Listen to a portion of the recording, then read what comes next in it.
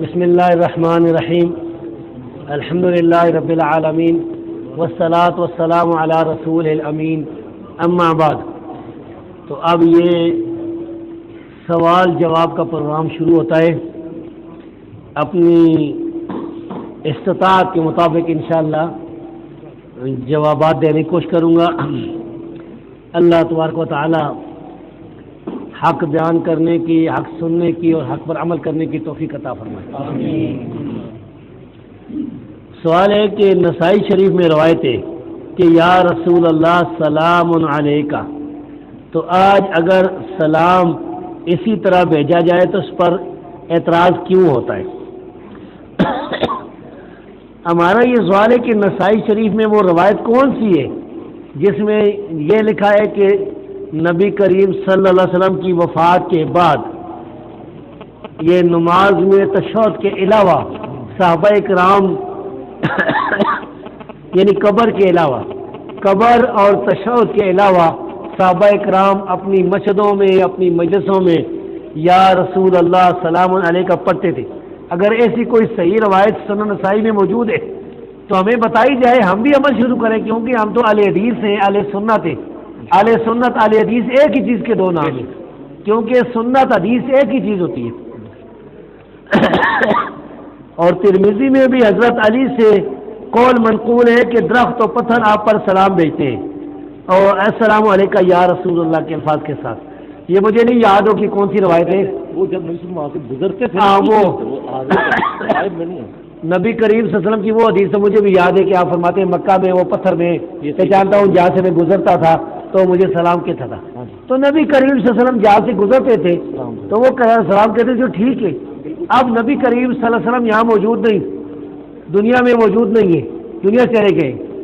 قبر پر چونکہ سلام جو ہے وہ صحابہ کرام سے ثابت ہے، عبداللہ بن عمر رضی اللہ تعالیٰ عنہ سے، اور ویسے بھی قبرستان پر عام سلام کی بھی حدیث صحیح موجود ہے، تو اس لحاظ سے قبر پر کوئی جائے تو وہ تو ٹھیک ہے، کہہ سکتا ہے۔ اس کے علاوہ کوئی دلیل میرے علم میں نہیں ہے۔ نبی کریم صلی اللہ علیہ وسلم کو پتھر اگر سلام کہتا تھا تو وہ آپ سامنے سے گزرتے تو کہتا تھا۔ بالکل ٹھیک۔ تو یہ بات جو ہے نا، اس لیے ان لوگوں کا استدلال غلط ہے، اس کو رد رکھ دینا ہے۔ تو یہ ہے کہ قبرستان پر السلام علی اہل الدیار من المؤمنین یہ بھی ثابت ہے، السلام علیکم اہل دیار من المؤمنین یہ بھی ثابت ہے قبرستان پر، جس طرح کہ صحیح مسلم کی حدیث ہے۔ اور نبی کریم صلی اللہ علیہ وسلم کی قبر پر، نبی کریم صلی اللہ علیہ وسلم کی قبر پر اگر آپ خوش قسمت پہنچ جائے، آپ کے لیے سعودی حکومت وہ دروازہ کھول دے حجرہ مبارکہ کا، اندر آپ قبر پر چلے جائیں تو ضرور کہیں السلام علیکم یا رسول اللہ، یہ ثابت ہے۔ یہ آگے جی سوال، حالت سفر میں کتنی مدت تک قصر پڑھ سکتے ہیں؟ ہم ایک ہفتہ کے بعد گھر جاتے ہیں، واپسی پر قصر پڑھیں گے یا پوری نماز پڑھیں گے؟ دو تین سوال ہیں۔ حالت سفر میں راجح قول کے مطابق اگر آپ 20 دن قیام کرتے ہیں تو آپ پوری نماز پڑھیں گے۔ اگر آپ 18 دن، 17 دن، 16 دن قیام کرتے ہیں تو پھر آپ قصر کریں گے۔ بعض علماء ہمارے کہتے ہیں کہ 3 دن اگر پورے قیام کریں گے تو قصر پوری پڑھیں گے۔ یہ قول راجح نہیں ہے، مرجوح ہے۔ صحیح قول وہی ہے جو صحیح بخاری میں عبداللہ بن عباس رضی اللہ تعالیٰ عنہ کی روایت ہے۔ تو اس لحاظ سے آپ ایک ہفتہ اگر کسی جگہ رہتے ہیں لیکن وہ آپ کا دفتر نہیں ہے، دفتر میں اگر کام کرتے ہیں تو پوری نماز پڑھیں۔ اگر آپ کسی جگہ مسافر کے حیثیت رہتے ہیں تو پھر آپ قصر کریں گے اور گھر جا کے پوری پڑھیں گے۔ اسلام میں تعویذ کی شرعی حیثیت کیا ہے؟ تعویذ سے مراد میرے خیال اس آدمی کی یہ ہوگی، سوال کرنے والے کی، جو لکھ کر لٹکاتے ہیں، ورنہ تو اعوذ باللہ پڑھنا بھی عربی میں تعویذ ہی ہے، اعوذ باللہ من الشیطان الرجیم، تو اس کی تو بڑی حیثیت ہے شرعی اسلام میں، قرآن پر تو اس کو پڑھنا ہے۔ لیکن یہ جو گلے میں لٹکانا، بازو کے ساتھ، ٹانگ کے ساتھ باندھنا یا دیوار کے ساتھ یا کچھ، یہ جو تعویذ ہے بھائی اس کا کوئی ثبوت نبی صلی اللہ علیہ وسلم سے بھی نہیں ہے، صحابہ سے بھی نہیں ہے، صحابہ اکرام سے بھی نہیں۔ عائشہ صدیقہ رضی اللہ تعالیٰ عنہ سے ایک روایت آتی ہے تمیمہ والی، تمیمہ وہ منکوں کے کہتے ہیں، دوسری چیز ہوتی ہے، تو یہ بارے سے بچنا چاہیے۔ اس بارے میں راجح بات یہی ہے کہ چونکہ اس کا ثبوت نہیں ہے تو یہ کام نہیں کرنا چاہیے۔ اور دوسری بات یہ کہ یہ سد ذریعہ کے طور پر بھی یہ کام نہیں کرنا چاہیے، کیونکہ مشرکین ایسے تعویذ لکھتے ہیں جن پر 12 اماموں کے نام، یا علی مدد، یا کیا 12 پنجے اور گنتی 1/2/3 اس قسم کی باتیں، اور کفار کے شداد، حامان، فرعون وغیرہ کے نام بھی لکھے ہوتے ہیں، وہ سارے شرکت ہوتے ہیں. تو یہ سد ذریعہ کے طور پر جائز ہے. کیا قرآنی تعویذ جائز ہے؟ بھائی قرآنی تعویذ کا ثبوت ہو نبی سلام سے، صحابہ سے نہیں ہے، باقی تابعین تبع تابعین سے ہے، سلف میں اختلاف ہے. ہم اس کو شرک کفر نہیں کہتے، یہ شرک یا کفر یا فتویٰ نہیں لگاتے. ہم یہ کہتے ہیں کہ قرآنی تعویذ بچنا چاہیے، اگرچہ کوئی سوال کر لیتا تو فتویٰ کوئی نہیں لگے گا.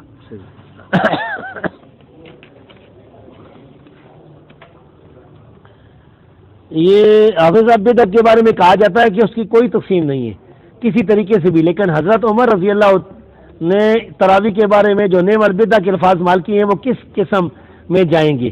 مان لیا کہ تراویح کی اصل موجود تھی، لیکن حضرت عمر تو بدعت کس استعمال کی. اس میں یہ ہے نا کہ بدعت کے بارے میں ایک ہوتی ہے لغت میں، ایک ہوتی ہے شریعت میں. 2 قسم کی قسمیں علماء نے بیان کی ہیں. ایک بدعت لغوی بدعت ہوتی ہے، ایک شرعی بدعت ہوتی ہے. شرعی بدعت جو ہے ہر قسم کی گمراہی ہے. کل بدعت ضلالۃ وان رأى الناس حسنا، جیسا کہ عبداللہ بن عمر رضی اللہ عنہ نے فرمایا، اور نبی صلی اللہ علیہ وسلم نے فرمایا کل بدعت ضلالہ. اب سیدنا عمر رضی اللہ تعالیٰ عنہ نے جو بدعت کہا ہے تو یہ لغوی معنوں میں کہا ہے، شرعی معنوں میں نہیں کہا، کیونکہ وہ کام تو ثابت ہے، وہ کام تو بدعت ہے ہی نہیں. ہم کہتے ہیں کہ اس کو تم بدعت کہتے ہو تو یہ ایک لفظی بات ہے، اس کے ساتھ وہ کام جو ہے حقیقی بدعت نہیں بنتا. یعنی الفاظ انہوں نے جو استعمال کیے تھے وہاں پر یہ بدعت کا لفظ استعمال نہیں ہونا چاہیے تھا، لیکن انہوں نے استعمال کیے، تو اب یہ لغوی معنی سے یہ الفاظ ہو گئے. ہاں جی، لغوی لحاظ سے یعنی یہ کام بدعت نہیں ہے. تراویح کی جماعت یہ ثابت ہے رسول اللہ صلی اللہ علیہ وسلم سے، اس لیے یہ بدعت نہیں ہے. اس پر بدعت کے الفاظ استعمال کیے گئے لغوی معنوں میں. بعد میں اچھا جی،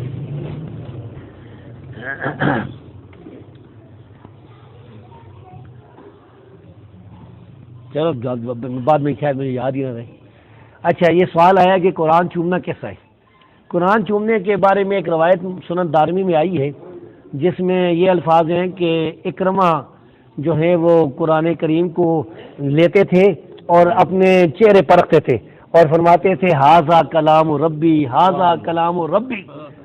تو یہ اس روایت کے سارے راوی سکھ ہیں، سارے راوی، لیکن اس میں مسئلہ یہ حل نہیں ہوا نا کہ اس میں وہ متصل نہیں ہے، یعنی راوی کی ملاقات اکرمہ سے نہیں. اکرمہ تو پہلے شہید ہو گئے تھے، ابو جہل کے بیٹے. اکرمہ جو ہے وہ غالباً قریب ہی کسی دور میں ابو بکر صدیق کے دور میں غالباً شہید ہو گئے تھے. تو اس ابن ابی ملیکہ جو سکہ تابعی تھے، یہ مرسل روایت ہے، یہ کبار یعنی مراسیل میں سے. دوسری بات یہ کہ قرآن کریم کی آیت ہے، اللہ فرماتا ہے وَمَن يُعَظِّمْ شَعَائِرَ اللَّهِ فَإِنَّهَا مِن تَقْوَى الْقُلُوبِ. جو اللہ کے شاعر کا عزت کرتا ہے، تعظیم کرتا ہے، یہ تقوی والی بات ہے. تو ہم اس آیت کی روح سے یہ فتویٰ دیتے ہیں کہ قرآن چومنا جائز ہے، بدعت نہیں ہے، کیونکہ اس کی دلیل قرآن کریم کی آیت سے یہ مل رہی ہے، کیونکہ یہ رب کا کلام ہے اور اس کی عزت کی جا رہی ہے.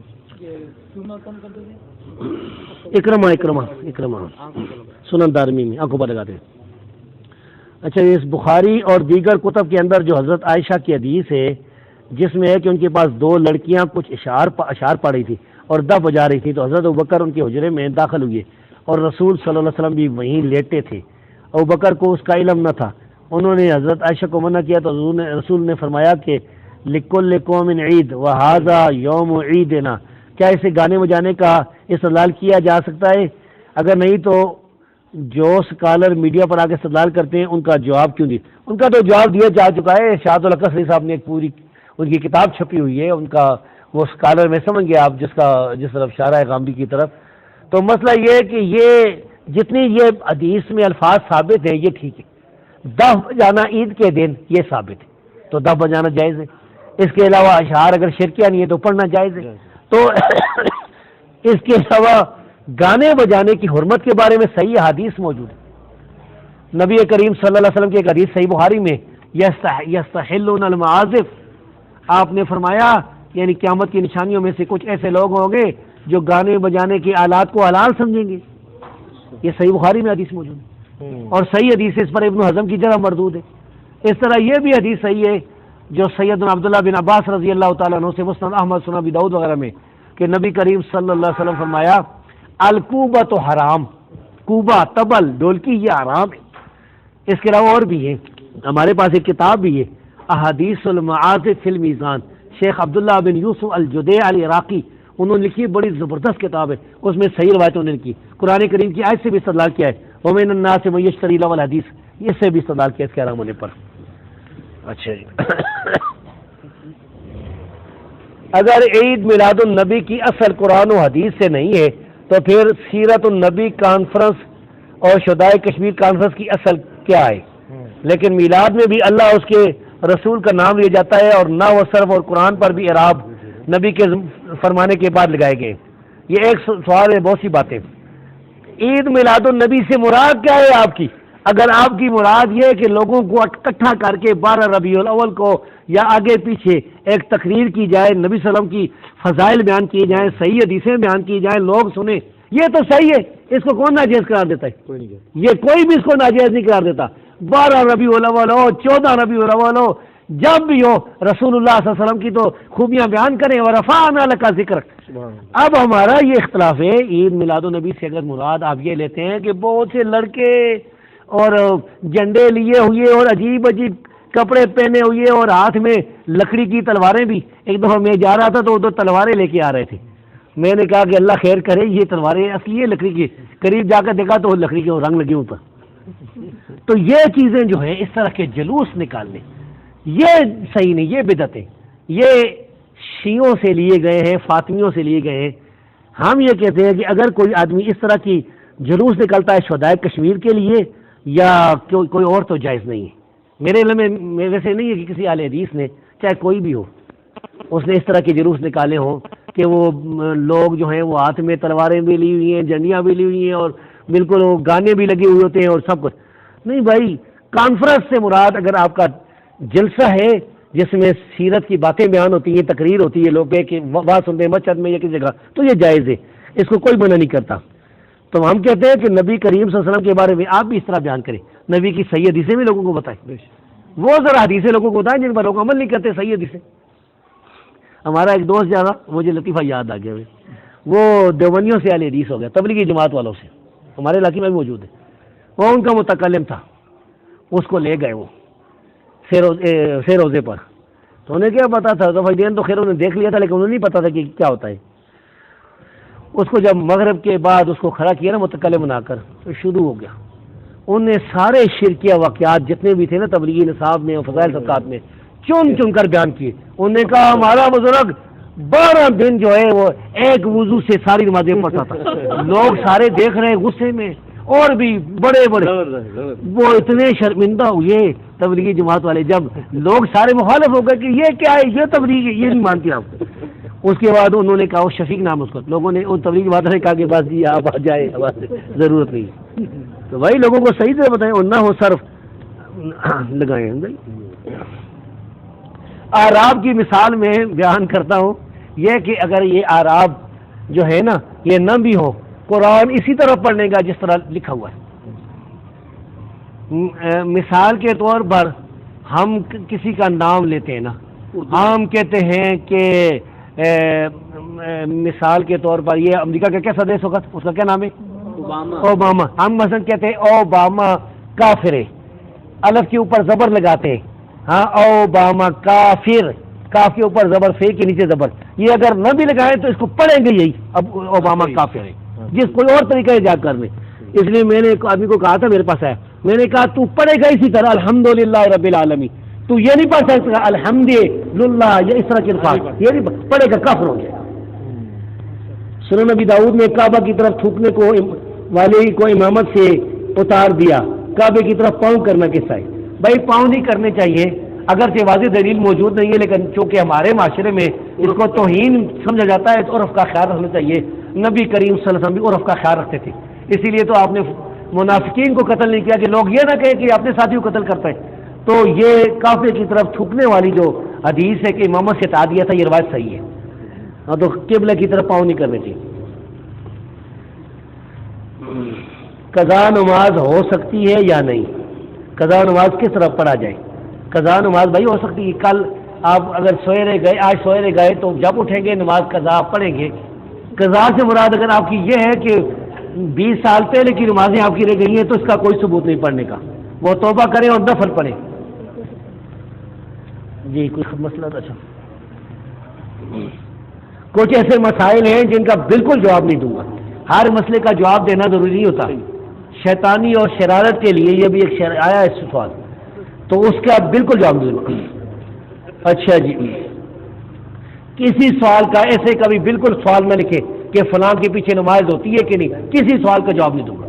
نماز جانے اور آپ جانے. اچھا جی، اللہ تعالیٰ قرآن پڑھا جائے تو خاموش رہو، یعنی اللہ فرماتا ہے، مگر نماز میں امام کے پیچھے اہل حدیث فاتحہ وغیرہ پڑھ کر کیا قرآن کی آیت کا انکار نہیں کر رہے؟ بھائی نہیں کر رہے، اس لیے کہ اللہ تبارک و تعالیٰ قرآن میں فرماتا ہے فَقْرَؤُوا مَا تَيَسَّرَ مِنَ الْقُرْآنِ. اے نبی کریم صلی اللہ علیہ وسلم اور نبی کریم صلی اللہ علیہ وسلم کے مقتدیوں صحابیوں، تم سب کے سب قرآن پڑھو جو میسر ہو. سورہ مزمل میں اب وہ سیاق و سباق دیکھیں، نبی صلی اللہ علیہ وسلم نماز پڑھاتے تھے، صحابہ کے آپ کے ساتھ صحابہ نماز پڑھتے تھے. ان کس طرح آتا ہے، ان ربک یعلم انک تقوم ادنی من ثلثی اللیل وثلثه ونصفه وطائفة من الذین آمنوا معک من الذین معک. تو یہ اصل میں قرآن یاد بھی ہونا، تو جب بیان آدمی کر رہا ہو تو کدھر آتا ہے ذہن میں، پیچھے سے آیت پڑھتے جائے تو پھرتی ہے. تو بہرحال اللہ فرماتا ہے فقرؤوا ما تیسر من القرآن، تو اس پر ہم عمل کرتے ہیں. دوسرا یہ ہے کہ یہ قرآن جب پڑھا جائے تو خاموش ہو. یہ آیت جو ہے بھائی آپ کے بزرگ کہتے ہیں یہ کافروں کے بارے میں نازل ہوئی ہے، مسلمانوں کے بارے میں نہیں نازل ہوئی. کافر کیا کرتے تھے؟ اگر آپ لوگوں کا یہ خیال ہے کہ نبی صلی اللہ علیہ وسلم قرآن پڑھتے تھے صحابہ شور مچاتے تھے، نہیں سنتے تھے، یہ خیال غلط ہے، یہ بالکل ثابت نہیں. کافر البتہ شور مچاتے تھے، کیونکہ قرآن میں اللہ نے فرمایا وقال الذین کفروا لا تسمعوا لهذا القرآن. کافر کہتے تھے قرآن نہ سنو. اللہ کیا فرماتا ہے فاستمعوا واذا قرئ القرآن فاستمعوا له، سنو قرآن. کافر کہتے ہیں لا تسمعوا، اللہ کہتا ہے فاستمعوا. اور کافر کیا کہتے ہیں والغوا فیہ، شور مچاؤ. اللہ فرماتا ہے وانصتوا، خاموش ہو جاؤ. کافر کہتے تھے لعلکم تغلبون، اللہ فرماتا ہے لعلکم ترحمون، غالب نہیں تم برہم کیا جائے. ایسا کرنا شرعن کیسا ہے کہ لڑکا لڑکی کا نکاح کر دیا جائے اور رخصتی 2-3 سال بعد کی جائے، اور اس دوران کیا وہ لڑکا لڑکی آپس میں کسی قسم کی بات چیت کر سکتے ہیں؟ ہاں اگر نکاح ہو جائے اور رخصتی لیٹ ہو جائے تو جائز، اس کی ثبوت موجود ہے. سیدنا علی رضی اللہ تعالیٰ عنہ کا نکاح فاطمہ سے پہلے ہوا تو رخصتی بعد میں ہوئی احد کے بعد. اور دوسرا یہ کہ وہ اس کی بیوی بن گئی ہے، بات چیت کر سکتے ہیں، لیکن اب تو وہ اس کی بیوی ہے. شرعی لحاظ میں کوئی حرج نہیں. منگیتر سے نہیں کر سکتے. منگیتر کے بھی لوگ اتنے کرتے رہتے فون، مجھے پتا ہے منگیتر کی تو حیثیت ہی کوئی نہیں، شریعت اس کی حیثیت ہی نہیں ہے، اور لوگ ان کو فون کرتے رہتے ہیں، ٹوٹ جاتی ہے منگنی. اور بھی بتاؤں، یہ فون کا اعتبار نہیں ہے. فون میں بڑے گندے، یہ دنیا میں جو وبا فون کی ہے نا، وہ فون میں مجھے پتہ چلا ہے کہ ایک ہوتا ہے وائس چینجر، اس کے لیے مرد کی آواز عورت کی بن جاتی ہے، تو وہ اس کو کہتا ہے کہ میں شادیہ بول رہی ہوں، 100 روپے کا کارڈ بھیج دو. اس طرح کرتے کرتے اس کو لوٹ لیتے سارا. مشرک اور کلمہ گو مشرک میں کیا فرق ہے؟ اگر نہیں تو جو کرتے ہیں وہ کیوں کرتے ہیں؟ مشرک تو ہندو بھی ہو سکتا ہے، کلمہ گو شرک کرنے والا جو ہے وہ اس میں فرق تو ظاہر نظر آ رہا ہے. اس میں تو کوئی ایسا مسئلہ ہے نہیں. ذبیحہ حلال ہے اس کا، کلمہ گو کا نہیں. یہ دونوں مشرک جو ہے نا، یہ دونوں ہی جرمی ہیں. اب یہ کہ ایک آدمی کلمہ گو ہے، آپ اس کو مشرک سمجھتے ہیں، ہے مشرک نہیں، بتی ہے، گمراہ ہے، ظالم و ذیل ہے، تو اس کا تو علیحدہ مسئلہ، اس کے بارے میں مضمون لکھ چکے کہ اس کا ذبیحہ حلال ہے. ہاں یہ عام عوام کو فتویٰ لگانا کہ فلاں لوگ، ہمارے یہاں کئی اہل حدیث بھی فتویٰ لگاتے ہیں نا ایک فرقے پر، وہ جو قبروں کے پاس جاتے ہیں کہ سارا فرقہ ہی مشرک ہے. یہ اس طرح کے فتوے یہ صحیح نہیں ہے. اچھا جی، مالک ایک شخص اگر زخمی حالت میں ہو، دوسری شخص وہاں سے گزر رہا ہو اور نماز کا وقت فوت ہونے کے قریب ہے، اب وہ پہلے نماز پڑھی اور زخمی کی مدد کرے. اس کا جواب بڑا آسان ہے، اجتہاد کرے خود. وہ میں کون آ گیا اس کے لیے فتویٰ دیتا رہا؟ وہ اجتہاد کرے خود اللہ کے دربار میں، وہ یعنی خود فیصلہ کرے کہ مجھے کیا کرنا چاہیے، خود اجتہاد کرے. جو اجتہاد کرے گا اس کو ثواب ملے گا انشاءاللہ. یہ کیا کہ ہم اپنی طرف سے شریع شادی کرتے پھریں. غسل جنابت میں پانی سر پر 3 بار ڈالنا بھول جائے تو کیا غسل ہو جائے گا؟ یعنی پانی اسے ڈالا ہی نہیں ہے اور خشکی بار آ گیا تو پھر تو نہیں ہوگا. اگر پانی ڈالا ہے سارا جسم بھیگ گیا غسل جنابت کے لیے اس نے تو پھر تو غسل ہو جائے گا. نہیں 3 بار ڈالنا ضروری نہیں ہے، 1 بار بھی کافی. جسم کے اعضاء مرنے کے بعد عطیہ کر سکتے، جسم کے اعضاء مرنے کے بعد عطیہ کر سکتے کہ دوسرے شخص کو؟ نہیں بھائی، اس کا کوئی ثبوت نہیں. میت کی بے حرمتی سے منع کیا گیا شریعت. سرداری صاحب نے دے دی ہے. ہاں جی.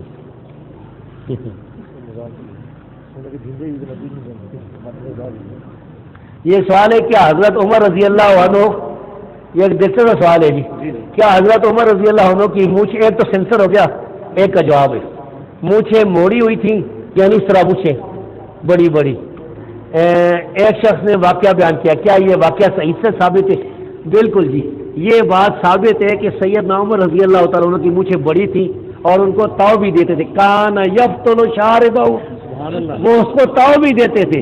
یہ امام احمد بن حنبل کی کتاب العلل میں صحیح روایت موجود ہے، طبرانی کے المعجم الکبیر میں. لیکن ساتھ ہی یہ بھی ثابت ہے کہ عبداللہ بن عمر رضی اللہ تعالیٰ مونچھیں اتنی کتراتے تھے کہ جسم نظر آتا تھا.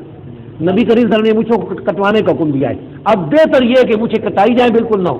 اگر کوئی رکھ بھی لیتا ہے تو اس کو کاٹے گا یہاں سے اگر بڑی ہو جاتی ہے تو ٹھیک ہے، داڑھی نیچے پوری ہوگی. اس طرح پھروانا جو ہے یہ نبی صلی اللہ علیہ وسلم سے صحابہ تابعین ثابت نہیں ہے، لیکن تبع تابعین سے سفیان بن عیینہ رحمۃ اللہ علیہ ثابت ہے. بہتر یہ ہے کہ اس طرح نہ پھرائی جائے، مشین پھرائی جائے. ہاں جی، نہیں مسلم میں نہیں آتا کیونکہ سفیان بن عیینہ مکہ کے جو بڑے محدث تھے ان سے یہ ثابت ہے. ہاں بس اگر کوئی آدمی کہے یا عالم کہے کہ قرآن کی روح سے اہل ایمان عیسائی اور یہودی بھی ہو سکتے ہیں یا ہو سکتے ہیں تو کیا ان کا کہنا درست ہے؟ بالکل باطل ہے، بالکل غلط ہے. قرآن کی روح سے یہودی اور عیسائی بالکل مسلمان نہیں ہے، اہل ایمان نہیں ہے. جب تک نبی پر ایمان نہیں لائیں گے، قرآن پر ایمان نہیں لائیں گے تو وہ کبھی مومن نہیں ہو سکتے. وہ قرآن کی آیت کو جو وہ ان الذین آمنوا والذین ہادوا والنصارى والصابین غلط استدلال کرتے ہیں اس میں ہادوا والنصارى وہ ہے جو نبی صلی اللہ علیہ وسلم پہلے گزر گیا دنیا میں. نبی صلی اللہ علیہ وسلم آ گئے، اب کوئی کسی کے لیے کوئی راستہ نہیں ہے. صحیح مسلم کی حدیث ہے، رسول اللہ صلی اللہ علیہ وسلم فرمایا کہ اس ذات کی قسم جس کے ہاتھ میں، جس کے قبضے میری جان ہے، میرے آنے کے بعد جس نے میرے بارے میں سن لیا نا اور پھر مجھ پر ایمان نہ لایا، چاہے یہودی ہے چاہے عیسائی ہے، وہ اللہ ادخلہ اللہ النار، اللہ اس کو جہنم میں داخل کرے گا. یہودی اور عیسائی کا کیوں ذکر کیا؟ اصل میں دنیا کی یہ آسمانی مذاہب میں 2 بڑے مذہب تو یہی ہیں، باقی تو اتنے بڑے نہیں تھے. جب یہودی اور عیسائی دوزخ میں جائیں گے تو ہندو اور بدھ تو بدرجہ اولا جائیں گے.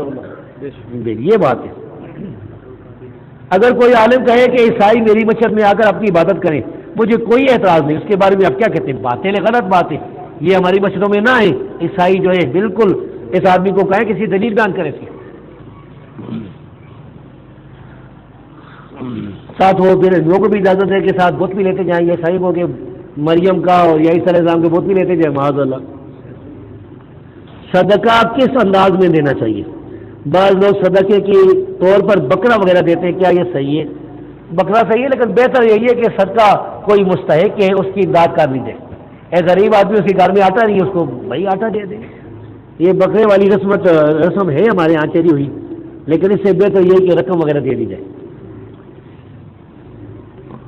ایسا کھانا ہو جو ہو تو اللہ کے نام پر مگر کسی دن سے خاص کرنا، مثلا میلاد ختم وغیرہ کے ساتھ یہ کھانا درست ہے؟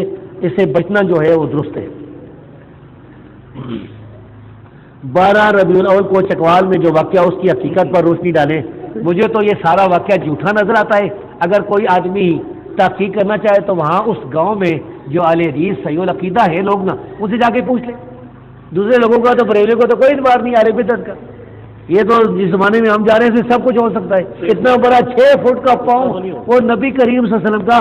آپ کو پتا ہے کہ نبی کریم صلی اللہ علیہ وسلم کا جو جسم والا تھا عام انسانوں جیسا تھا، اور قبریں موجود ہیں. ابھی قبریں موجود نبی صلی اللہ علیہ وسلم کی، ابوبکر صدیق حضرت عمر کی تینوں قبریں موجود ہیں. اور اس طرح صحابہ کی قبریں بھی موجود ہیں، کچھ نہ کچھ قبریں ابھی موجود ہیں. تو یہ ہمارے جیسے یعنی ان سے یہ ہو سکتا ہے 6 فٹ 6.25 فٹ 6.5 فٹ 5.5 کیا ہوتا ہے وہ 6 فٹ کا پاؤں ہے تو 40 فٹ کے نبی صلی اللہ علیہ وسلم ہوں گے نا. ہاں جی جب ہم ہاں جی کرتے تو یہ سارا جھوٹ ہے.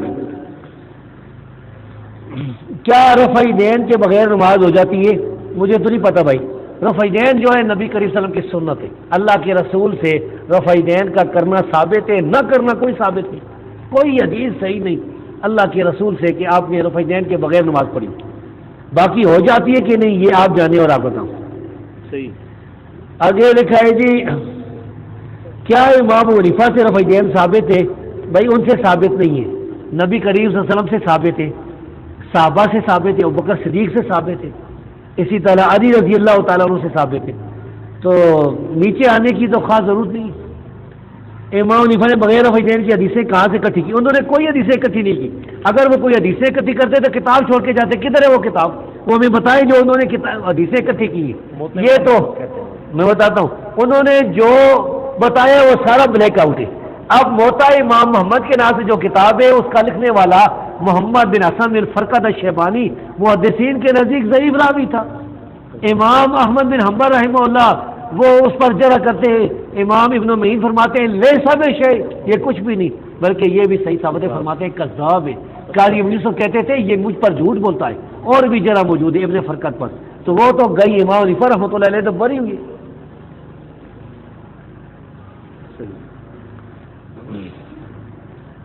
اگر کوئی ادارہ لٹریچر شائع کرتا ہے اور اس میں ضعیف حدیث کیوں نشاندہی ہو، اس میں ضعیف حدیث ہو نشاندہی پر بھی وہ اسے فروخت کر رہا ہے تو کیا اس کی آمدن جائز ہے؟ کام تو اس کا ناجائز ہے، یہ کام تو اس کا غلط ہے. اب اس کی آمدن کا معاملہ تو اللہ کے ساتھ ہے کہ اللہ کے ہاں اس کا کیا ہوگا، ہے تو مشکوک.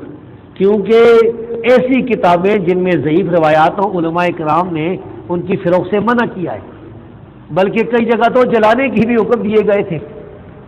اور میں نے کتاب پڑھی ابھی ان دنوں میں کتب حضر من العلماء، اس میں انہوں نے بہت سے حوالے دیے کہ ایسی کتابیں نہیں جو ہے وہ فروخت کرنی چاہیے. اور ایک بادشاہ گزرے، آپ کو وہ بھی جا کے بتا دوں، کسی افریقہ والے، ان کا نام تھا جی ابو یوسف یعقوب بن یوسف الظاہری المراکشی من الموحدین رحمہ اللہ.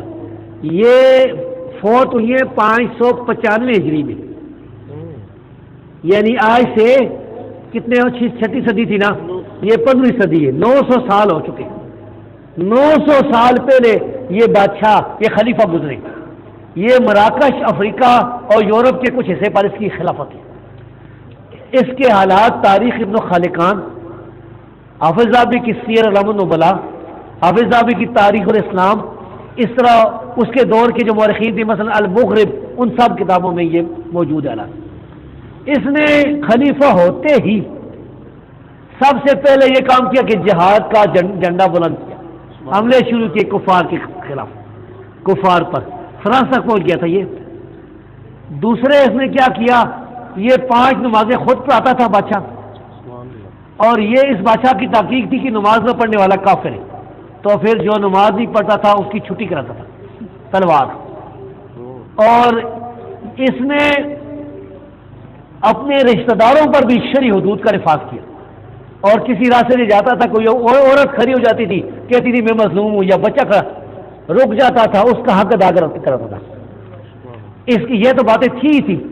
اس کا جو بڑا کارنامہ ہے وہ کیا ہے، جب یہ خلیفہ بنا اس دن اس نے قانون جاری کیا کہ میری خلافت میں، میری بادشاہی میں لا یقلد احدا، کسی کی تقلید نہیں کریں گے علماء، تقلید ختم، پوری میری بادشاہی میں تقلید نہیں ہوگی. اور اس نے کہا یہ فقہ کی کتابیں ساری جلا دو.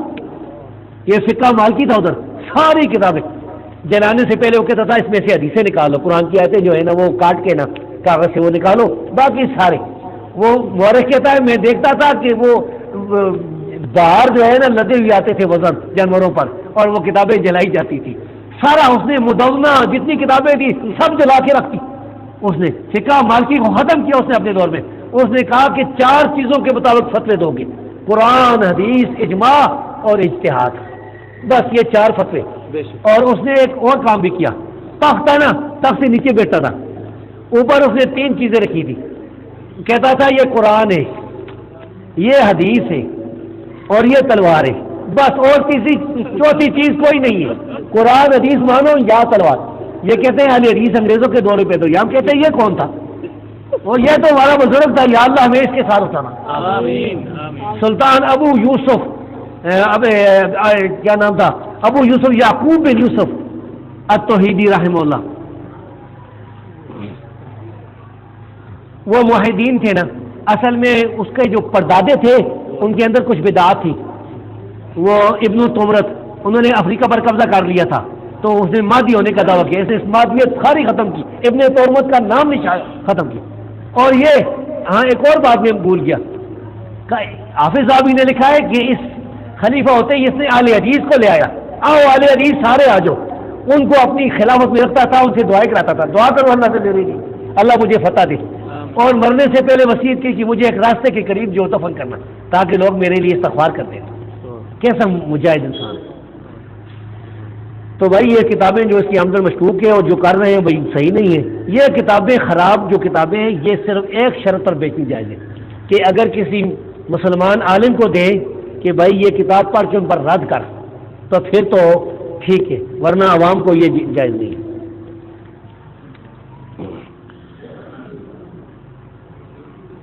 سورہ بنی اسرائیل کی آیت نمبر 71 میں ہے کہ لوگوں کو قیامت کے دن اماموں کے ساتھ پکارا جائے گا۔ میرا سوال ہے کہ قیامت کے دن لوگوں کو کس طرح پکارا جائے گا، والد یا والدہ کا نام؟ یہ جو آیت ہے نا، یوم ندعو کل اناس بامامہم، اس کے 2 معنی ہیں مفسرین نے کی، ایک تو نام اعمال سے بلایا جائے گا، کسی کے دائیں ہاتھ میں کسی کے بائیں ہاتھ میں، یہ بھی معنی بالکل صحیح ہے، ایک ان کے امام سے بلایا جائے گا۔ اب جس کی اطاعت کرتے تھے، جس کی اتباع کرتے تھے اس کے ساتھ بلایا جائے گا، ہاں یہ فرعون والے ہیں، یہ نمرود والے، یہ شداد والے۔ اور حافظ جلال الدین سیوطی نے اور ابن کثیر دونوں نے لکھا ہے کہ اس جو آیت ہے یہ آیت اہل حدیث کی سب سے بڑی فضیلت ہے، کیونکہ لأن امام ہم النبی صلی اللہ علیہ وسلم، کیونکہ اہل حدیث کا امام نبی ہے، ان کو نبی کے ساتھ بلایا جائے گا، ادھر امام حنیفہ کے ساتھ بلایا جائے گا، اور یہ بھی ہو سکتا ہے کہ امام حنیفہ رحمۃ اللہ سے ہمارے ساتھ آئے، انہوں نے کہا جاؤ، انہوں نے تو امام ابو حنیفہ رحمۃ اللہ علیہ تو نہیں کہا تھا کہ حنفی بن جاؤ، نہیں فرمایا۔ میرا یہ چیلنج ہے، وہ احمد رضا خان بریلوی کہتا ہے نا کہ اگر اہل حدیثوں کی بات مان لیں تو 1100 سال کے جو ہمارے علماء ہیں وہ مشرک ہو جاتے ہیں، ہاں 1100 سال کے سیر و سالین چھوڑنے پڑتے۔ میں یہ چیلنج کرتا ہوں، احمد رضا تو چلو مر گیا، بریلویوں کو دیوبندیوں کو، کہ یہ 1400 سال میں صحابہ، تابعین، تبع تابعین، اس کے بعد صدیاں، مجھے بتائیں ایک عالم، 2 عالم، 3 عالم جو امت کے مسند عالم تھے جو کہتے ہیں لوگوں مقلد بن جاؤ، قرآن حدیث چھوڑ دو، آنکھیں بند کر کے اماموں کے پیچھے چلو، ہم مقلدین ہیں، کوئی بھی ایسا نہیں، کوئی بھی۔ بلکہ ابھی میں نے ایک مضمون لکھا ہے، کل فارغ ہوا اور میں نے 100 ایسے علماء لکھے جن کے بارے میں محدثین نے لکھا لا یقلدو حدن کانا غیر مقلد، یعنی یہ تقلید نہیں کرتا تھا، وہ جوش میں 110 لکھے گئے 100 اعلان میں نے 100 کیا تھا، ہر صدی میں ہر صدی صحابہ، تابعین، تبع تابعین۔ تو ہم کہتے ہیں کہ تم کوئی 2 4 کوئی 10 کو پیش کرو، جو لوگوں یہ جو جن کو تم اپنے بناتے ہو حنفی، یہ تمہارے جو علماء ہیں مثال کے طور پر ذیلی، عینی، یہ سارے تقلید کی مخالف تھے، حتیٰ کہ شاہ ولی اللہ نے کتنی مخالفت کی، شاہ ولی اللہ جو تمہارا حنفی ہے، صوفی ہے، وہ بھی تقلید کی، جو حجت اللہ البالغہ اس کی پڑھ لو، پر خچے ہو رہا ہے، وہ کہتا ہے جو فجرین کرتا ہے مجھے اچھا لگتا ہے جو نہیں کرتا، اور کراچی سے 2 بندیوں نے دارالشاہ والوں نے یہ کتاب چھاپی حجت اللہ البالغہ اردو میں، اس کا چینج کر دیا، وہ کہتے ہیں کہ جو فجرین نہیں کرتا مجھے ایسے ظالم ہے۔ اگلا فکرہ بھول کے چینج کرنا، ہاں آگے لوگوں کو بھائی یہ والدہ کے ساتھ پکارنے والی حدیث ضعیف ہے، لوگوں کو والد کے ساتھ پکارا جائے گا، اور امام بخاری رحمہ اللہ فقیہ تھے، انہوں نے صحیح بخاری میں دلیل پیش کی ہے، باب ادا ہے کہ لوگوں کو والدین باپ کے ساتھ پکارا جائے گا، اور دلیل پیش کی ہے کہ عبداللہ بن عمر نے فرمایا قیامت کے دن جو غدار ہوگا نا دنیا میں غدار وعدہ خلافی کرنے والا زرداری جیسا وعدہ کر کے بجلی لے آئیں گے بجلی کوئی بھی نہیں تو کیا ہے غدار جو ہوگا وعدہ خلاف اس کے پاس لکل غادر لواء یوم القیامہ جھنڈا ہوگا اس کے پاس پتہ نہیں کتنا بڑا جھنڈا ہوگا زرداری کے پاس اگر توبہ نہ مانگی تو پھر کیا ہوگا کہا جائے گا حاضی غدرۃ فلان ابن فلان یہ فلانا آدمی جو ہے فلانے کا بیٹا یہ اس کی غداری تو اسے بن فلان سے استدلال کے امام بخاری میں کہ والدین باپ کے ساتھ پکارا جائے گا ماں والی حدیث تو ضعیف ہے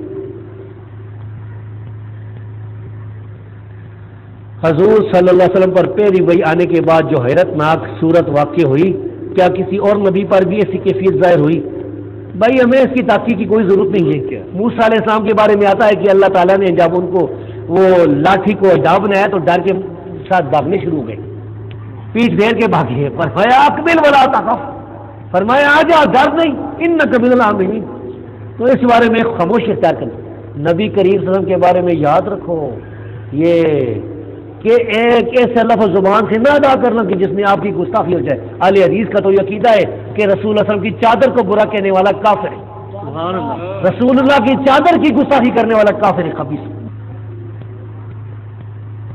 کیا دیوار کے بچوں یعنی میرے حال دیور کے ہوں گے لکھا ہے کیا دیوار کے بچوں اور جیٹ کے بچوں مراد دیور کے ہوں گے یہ کمپوزنگ کی غلطی ہے جیٹ کے بچوں سے پردہ واجب ہے بھائی پردہ جو ہے کرنا چاہیے بادشاہی مسجد میں جو تبرکات رکھ گئے ان کی شریعت کا ہے ادھر لکھا ہوا یہ منسوب ہے یعنی اس کی صحیح سند نہیں ہے کاش کہ وہ صحیح ہوتے ہم کہتے ہیں کہ اللہ کے رسول کا ایک بال ہمیں مل جاتا نا ساری دنیا ساری جائیداد جو ہے نا وہ چلی جاتی وہ ایک بال مل جاتا ہمارے جس طرح تعبین کہتے تھے ودیت لو ان ہندی شارتا من شار سوال ہے کہ منی کپڑے پر لگ جائے تو نماز پڑھنا جائز ہے جائز نہیں ہے بھائی منی نجس ہے اس کو دھوئے اگر خشک ہو گئی اس کو کھرچیں اس کے ساتھ نماز جائز نہیں قرآن کی کسی آیت یا سورت کو علاج کے لیے خاص تعداد میں پڑھ سکتے ہیں اور خود پر دم کر سکتے ہیں جی ہاں جائز ہے اس کی دلیل وہ حدیث ہے صحیح مسلم کی کہ من استطاع ان ينفع اخاه فليفعل جو بھی اپنے بھائی کو نفع پہنچا سکتا ہے وہ کرے اور یہ بھی ہے کہ آپ نے فرمایا کہ تم اپنے دم درود مجھ پر پیش کرو جس میں شرک نہ ہو وہ سارے جائز ہے تو قرآن تو سارا تو ہی دے اچھا ہمارے یہاں ایک اور الٹا مسئلہ شروع حضروں میں دو بندیوں نے پتہ نہیں آپ کے یہاں ایک قاری ان کا آیا کراچی سے قرآن الٹا پڑھتا ہے ہاں یعنی ون ناس ہے نا تو آخری آیت پھر اس سے اس طرح پیچھے آتا یہ کام میں نے کہیں پر سنا ہے یہ کدھر سے اور وہ کہتے ہیں کہ ماشاء اللہ وہ سارے اس طرح وہ کہتے سبحان اللہ اللہ تبارک و تعالیٰ مجھے آپ کو قرآن حدیث اس پر ثابت قدم رکھے بس سوال جواب مجلس ختم ہوئی اسی کے ساتھ میں آپ سے اجازت لیتا ہوں اقول قولی ھذا واستغفر لی ولسائر المؤمنین آمین یا رب العالمین السلام علیکم یہ موٹر بند کر دو یار موٹر بند کر آپ کیا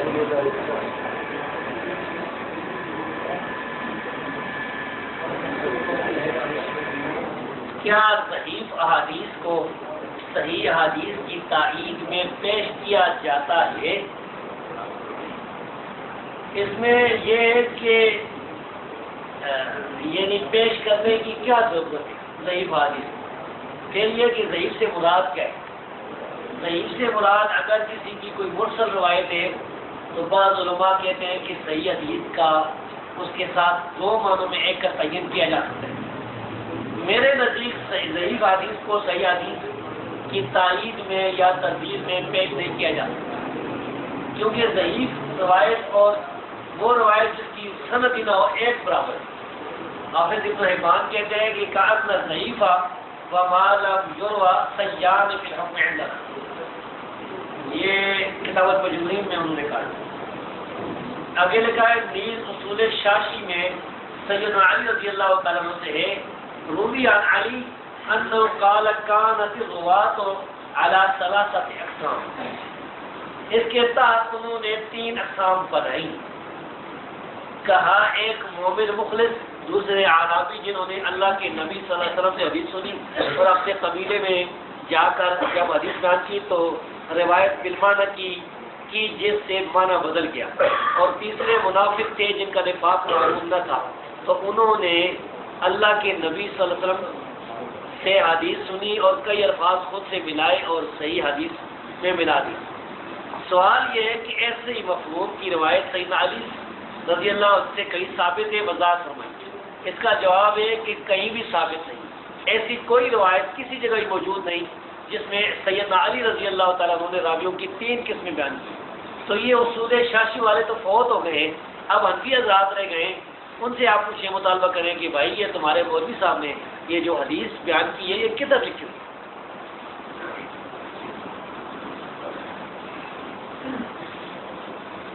اچھا جی، یہ کوئی علمی سوال یہ ہے. صحیح مسلم کتابت فضائل باب اذا اراد اللہ تعالی رحمت امت قبض نبی قبلہ، اس کے تحت امام مسلم یہ حدیث لائے. قال مسلم وحدثت عن ابی اسامہ وممن روا ذلك عنه ابراہیم سعید الجوہری قال حدثنا ابو اسامہ قال حدثني بريد بن عبد الله عن ابي بردة عن ابي موسى عن النبي صلى الله عليه وسلم قال ان الله عز وجل اذا اراد رحمة امة من عباده الى اخره. اس حدیث کے بارے میں بعض لوگ خیال کرتے ہیں کہ یہ حدیث ضعیف ہے. سوال یہ ہے کہ اگر یہ ضعیف ہے تو صحیح مسلم کے صحیح ہونے پر اجماع کا کیا معنی ہے؟ اگر ضعیف ہے تو پھر کیا وجہ ہے؟ یہ بتائیں کہ صحیح مسلم کا امام مسلم نے کیا نام رکھا تھا. یاد رہے اس حدیث کے ضعیف ہونے کی وجہ کتاب بتائی جاتی ہے جزاک اللہ خیر. اس میں یہ ہے کہ صحیح مسلم کے اندر جو منقطع روایتیں ہیں ان پر ایک کتاب پرانے ایک محدث نے لکھی ہے جو میرے پاس موجود ہے. تو اس میں اس کی سند ہوگی. جہاں تک میرا اپنا جو دلی تجربہ ہے وہ یہ ہے کہ یہ روایت امام مسلم کے علاوہ اوروں نے بھی بیان کر رکھی ہے اسی سند کے ساتھ. تو روایت بالکل صحیح ہے. آپ وہ سننے کہاں ہیں تو اس کے لیے آپ مجھ سے رابطہ کریں یا خط لکھیں، میں انشاءاللہ آپ کو جواب دے دوں گا. یعنی روایت صحیح ہے، صحیح مسلم میں متصل نہیں ہے. امام مسلم اس کو منقطع لائے لیکن دوسری کتابوں میں یہ متصل موجود ہے. انشاءاللہ ہم ثابت کریں گے کہ روایت صحیح ہے. سر وہ اجماع کے اوپر ضرور بتا دیں، عام لوگوں کو بڑی کنفیوژن ہے. اچھا جی، بخاری مسلم کا اجماع جو اس میں سوال بھی کیا، اجماع ہے اس کی صحت پہ؟ بخاری اور مسلم کے بارے میں امت کا تلقی بالقبول والی بات یا اجماع والی بات ہے. اگرچہ بعض علماء نے اختلاف کیا تھا زمانہ تدوین حدیث میں، امام دارقطنی نے بعض روایتوں پر کچھ کلام کیا تھا جس کے جواب بھی علماء کرام نے دیے. لیکن مجھے یاد نہیں پڑتا کہ امام دارقطنی نے صحیح بخاری کی کسی حدیث کو ضعیف کہا ہو، کسی سند ضعیف ہے. باقی انہوں نے اصول محدثین کے طور پر زیادت ثقہ کی وجہ سے وغیرہ وغیرہ انہوں نے کیے تھے. اس بارے میں حافظ ثناء اللہ قائدی نے کتاب لکھی ہے مکانات الصحیحین، اس کا نام اس کا یعنی صحیحین کا جو مقام ہے نا محدثین کے درمیان، اس طرح کی کتاب ہے. اور میری کتاب جو صحیح بخاری کا دفاع اس میں بھی میں وہ اقوال لائے ہوں. مقدمہ ابن الصلاح اور دوسری کتابوں میں اجماع کا دعویٰ کیا گیا ہے بخاری مسلم کے بارے میں، سوائے ان روایات کے جن پر محدثین نے کلام کیا. ان روایات کو چھوڑ کر باقی روایات پر اجماع ہے. اجماع کا مطلب اتفاق ہے امت کا. تو جو روایات جن پر اختلاف ہے ان کے بارے میں بھی ہماری تحقیق میں حق جو ہے وہ یہی ہے کہ وہ واقف ہے. اچھا، ہر سلام کا سوال کا جواب دینا ضروری ہے. یہ آئے ہیں سوال، اس میں یہ تینوں یہ بات بھی کوئی پوچھا ہر سوال کا جواب دینا ضروری ہے. اکثر کہا جاتا ہے کہ اہل حدیث اگر قرآن و حدیث کو سامنے رکھ کر نماز پڑھتے ہیں، مگر مقلد حضرات کا یہ کہنا ہے کہ فرائض اور سنن نفل واجبات وغیرہ قرآن حدیث سے دکھائیں. تو یہ ائمہ حضرات کی اصلاحات ہیں، قرآن حدیث میں نہیں ہے. تو کیا جواب دینا چاہیے مقلدین کو؟ اس کا تو بہت آسان جواب ہے. آپ انہیں کہیں کہ بھائی تم جو نماز پڑھتے ہو فرائض سنن واجبات کے ساتھ، یہ نماز امام ابو حنیفہ سے ثابت کر. اگر وہ پانی نہ مانگے بھاگ نہ جائے نا. ہمارا ایک ایکسپرٹ دوست ہے، اس کو ایک آدمی نے کہا میں تجھے 1,00,000 روپے انعام دیتا ہوں کہ بھینس کا حلال ہونا ثابت کر. ہاں جی، یہ سوال کرتے ہیں نا. انہوں نے کہا بھائی میں تمہیں 2,00,000 روپے انعام دیتا ہوں، ان پڑھ آدمی تو بھینس کا حرام ہونا ثابت حرام ہونا ثابت کر دے، میں 2,00,000 روپے. تو انہیں کہیں کہ یہ نماز جو حنفی پڑھتے ہیں یہ امام ابو حنیفہ سے فرائض سنن نوافل واجبات کے ساتھ بتا، یہ قیامت تک نہیں بجا سکتا۔ یہ پھر وہاں سے چلان میں آئیں گے، ملا مرغینانی کے پاس ہدایہ میں آئیں گے، ادھر سے بھی نہیں ثابت کر سکتے، اور نیچے آئیں گے۔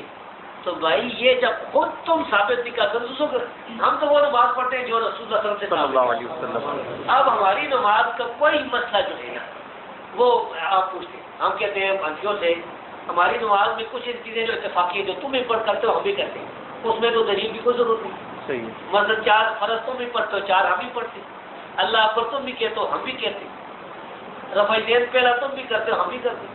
اب دوسرے رفع دین کے بارے میں ہم سے بات پوچھو، ہم جواب دیں گے۔ ٹھیک۔ تقلید کی ایک سوال دوسرا ہے، تقلید کی شرعی حیثیت کیا ہے؟ یہ حرام ہے، شرک ہے، کیا ہے؟ کیا تقلید؟ بھائی تقلید کی قسمیں، تقلید کی بہت سی قسمیں، کچھ حرام ہے، کچھ شرک ہے، کچھ ناجائز ہے، کچھ غلط ہے، ہاں؟ کچھ باطل ہے، یعنی یہ قسمیں جائز کوئی بھی نہیں۔ تقلید کی قسموں میں جائز کوئی بھی نہیں، کبھی شرک بن جاتی ہے، کبھی حرام ہوتی ہے، کبھی کفر بن جاتی، کبھی کیا ہوتی ہے۔ کیا یہ لکھا ہے کیا تقلید ضروری ہے؟ آج تو تقلید بھائی ضروری کے اندر ہے، یہ تو ناجائز ہے۔ تقلید سے تو صحابہ نے منع کیا، اماموں نے منع کیا۔ تقلید کیسے کسے؟ تقلید کو پنجابی میں تو لائی لاک کہتے ہیں، مقلد کو لائی لاکھ۔ لائی لاک، اور یہاں ہمارے ہاں تقلید کہتے ہیں آنکھیں بند کر کے بے سوچے سمجھے کسی کی رائے پر عمل کرنا، یعنی کسی عالم مولوی کے پیچھے چلنا، آنکھیں بند کر کے بغیر دلیل کے بے سوچے سمجھے۔ یہ جو میں کہتا ہوں اپنی رسائش کرتا ہوں، یہ لغت میں لکھا ہوا ہے۔ یہ جو دیوبندیوں کی کتاب ہے نا، ان کی القاموس الوحید لغت کی کتاب ڈکشنری چھپی، اس میں لکھا ہوا ہے نا۔ تو پھر یہ تقلید جو تو خود بہت چیز ناجائز ہوگی۔ اللہ فرماتا ہے قرآن کریم میں وَلَا تَقْفُ مَا لَيْسَ لَكَ بِهِ عِلْمٌ، اے نبی جس کا تجھے علم نہ ہو اس کے پیچھے نہ چل۔ تو اللہ فرماتا ہے بغیر دلیل والی بات پر عمل نہ کر، پیچھے نہ کر، اور یہ کہتے ہیں کہ بغیر دلیل کے کریں۔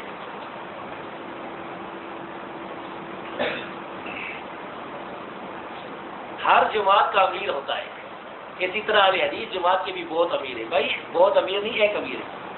آخر کس کی اطاعت کی جائے؟ اس ایک امیر کی۔ کچھ سمجھ نہیں آتی، آ جائے گی، اگر اطاعت نہ کرو تو وہ کچھ حدیث مبارک سنا دیتے ہیں، امیر کی اطاعت کرو۔ میرا سوال ہے کہ جتنی جماعتیں اس وقت اہل حدیث مندر کیا ان میں شرکت کرنی چاہیے اور جماعتوں سے کنارے؟ اہل حدیث کا جو ایک امام ہے اس کا نام ہے محمد رسول اللہ صلی اللہ علیہ ان کی وسلم۔ اطاعت بھی کرنی، ان کے پیچھے بھی چلنا۔ الحمدللہ۔ اس کے علاوہ جو موجودہ جماعتیں ہیں بھائی یہ ساری کاغذی جماعتیں کی کوئی سی، ان میں سے کسی کی بھی اطاعت نہیں کرنی چاہیے، کسی کی بیعت نہیں کرنی چاہیے۔ خیر میں تعاون کریں اور شر میں ان سے دور رہیں۔ یہ جماعتیں بنانا یہ قرآن سے، اس میں کچھ ایسے سوال ہوتے ہیں جو تفصیل طلب ہوتے ہیں نا، اس کے لیے یعنی بیان نہیں کیا جا سکتا۔ مثلا یہاں پر جہاد کے بارے میں بھائی ہم جہاد کہتے ہیں، جہاد کی اقسام ہے 13 قسمیں، اس میں سے قتال بھی ہے، اس کے لیے بڑی شرائط ہیں۔ اچھا جی، تقلید اگر قرآن و حدیث دعوت کی جائے تو تب کیسی ہے؟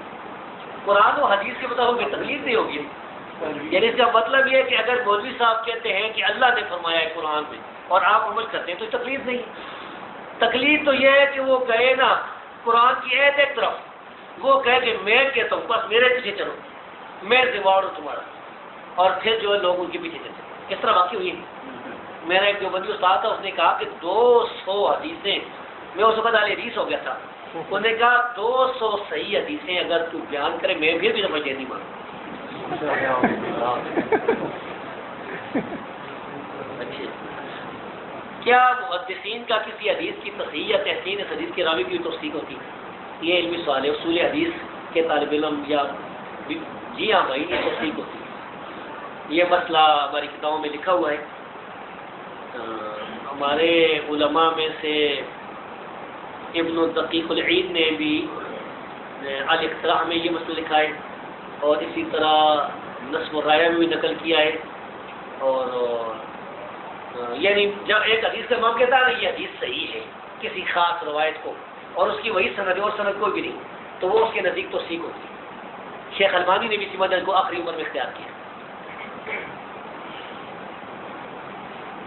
نہیں، یہ اصول حدیث میں اس کے برعکس سے محدثین جب اسناد صحیح اسناد صحیح یا صحیح کا یہ کی مراد ہوتی ہے. اگر وہ محدث سرار کر دیتا ہے کہ بھائی میں اس کو حدیث صحیح اس لیے کہا ہے کہ اس کے شواہد ہیں، یہ سند ضعیف ہے، تو وہ نہیں تھا مسئلہ ہے.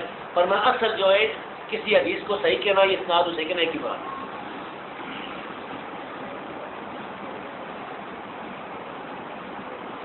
کیا امام کا سورۃ فاتحہ کے بعد سجدہ کرنا اور رکوع سے پہلے سجدہ کرنے کو یہ کہ اس میں سورۃ فاتحہ پڑھی جائے؟ جی ہاں، بالکل، یہ احادیث سے ثابت ہے. یہ امام بخاری کی جزء القراءت میں بھی ہے، بیہقی کی کتاب القراءت میں بھی ہے کہ اس لیے وہ کرتے تھے تاکہ لوگ ان کے پیچھے سورۃ فاتحہ پڑھیں. بعض لوگ کہتے ہیں کہ سورۃ فاتحہ صرف سجدوں میں پڑھی جائے، ورنہ قرآن کی آیت غلط ہوگی. سورۃ فاتحہ جو ہے نا، اس کے بغیر تو نماز نہیں ہوتی. یہ پکی بات ہے، سورۃ فاتحہ کے بغیر نماز نہیں ہوتی. حدیث سے نبی پاک صلی اللہ علیہ وسلم. اب مقتدی کیا کرے؟ مقتدی کی بھی نماز سورۃ فاتحہ بغیر نہیں ہوتی. اب اس کے لیے دو نمازیں ہوتی ہیں. ایک نماز سری نماز ہے 4 رکعتیں، ایک جاری نماز ہے 6 رکعتیں، 2 صبح کی، 2 مغرب کی، 2 عشاء کی. تو 6 رکعتوں میں کیا کرے؟ اس کے لیے ہم سمجھتے ہیں امام سے پہلے پڑھ لے سورۃ فاتحہ تو بھی جائز ہے، سطوں میں پڑھے تو بھی جائز ہے، آخری سطح میں پڑھے تو بھی جائز ہے، امام کے ساتھ ساتھ پڑھے تو بھی جائز ہے، پڑھنی ضرور. اور یہ بات صدیوں پہلے امام اوزاعی رحمۃ اللہ علیہ نے فرمائی. امام اوزاعی جو شام کے بڑے امام تھے امام حنیفہ کے زمانے میں، انہوں نے فرمایا امام سے پہلے پڑھو، ساتھ پڑھو، بعد میں پڑھنی ضرور ہے. اس بارے میں میری کتاب یہ الکواکب الدریہ کی وجوب الفاتحہ خلف الامام بالجہر چھپی ہوئی مرکی.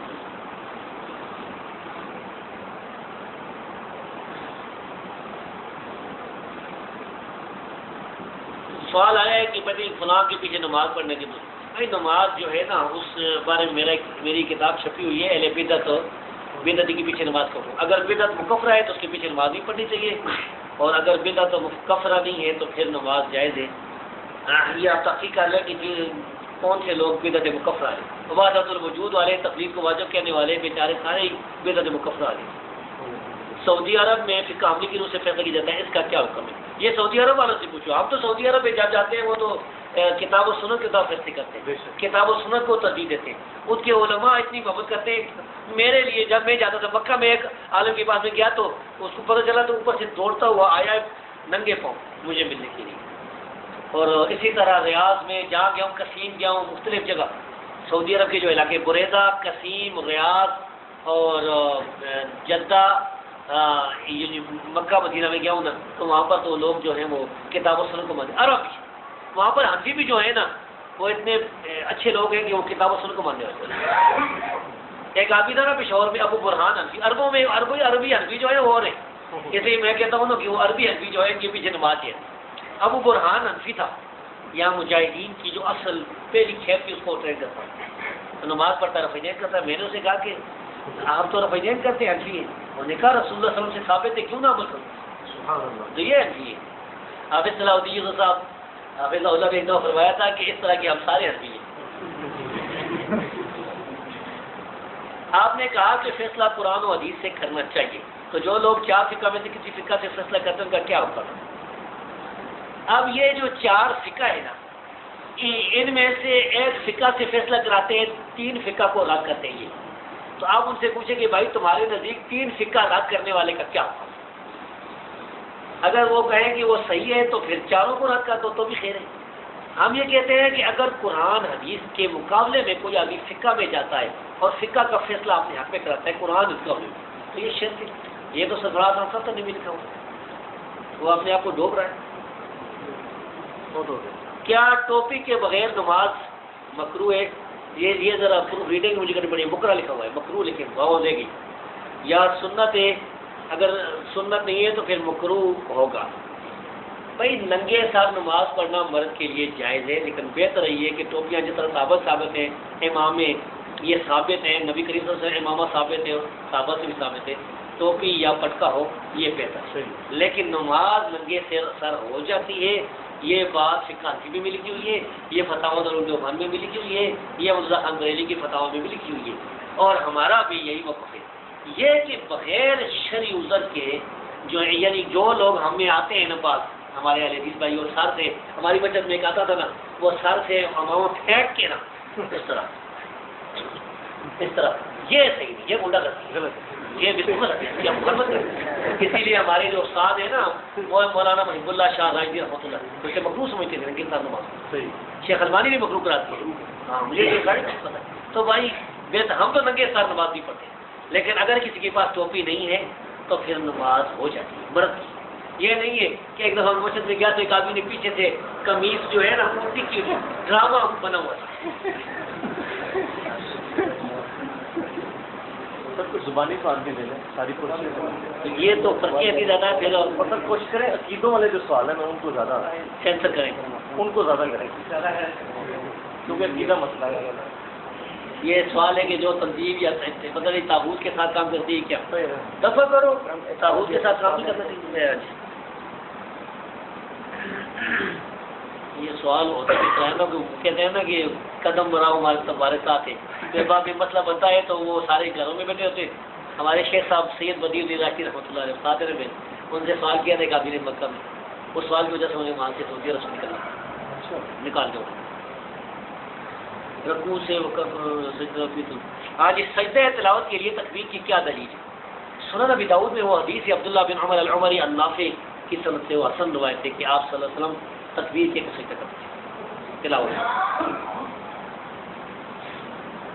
ڈاکٹر عثمانی کی جماعت کے بارے میں وضاحت فرمائیں. ان کے ساتھ اہل حدیث نماز ادا کر سکتا کہ نہیں. یہ تکفیری لوگ ہیں. ڈاکٹر مسعود عثمانی یہ مسلمانوں کو کافر سمجھتے ہیں. مسلمانوں کے پیچھے نماز کے قائل احمد بن حنبل رحمۃ اللہ علیہ کو کافر کہتے ہیں. میرے ساتھ ڈاکٹر عثمانی کی بات ہوئی تھی. ان لوگوں کے پیچھے کوئی نماز نہیں.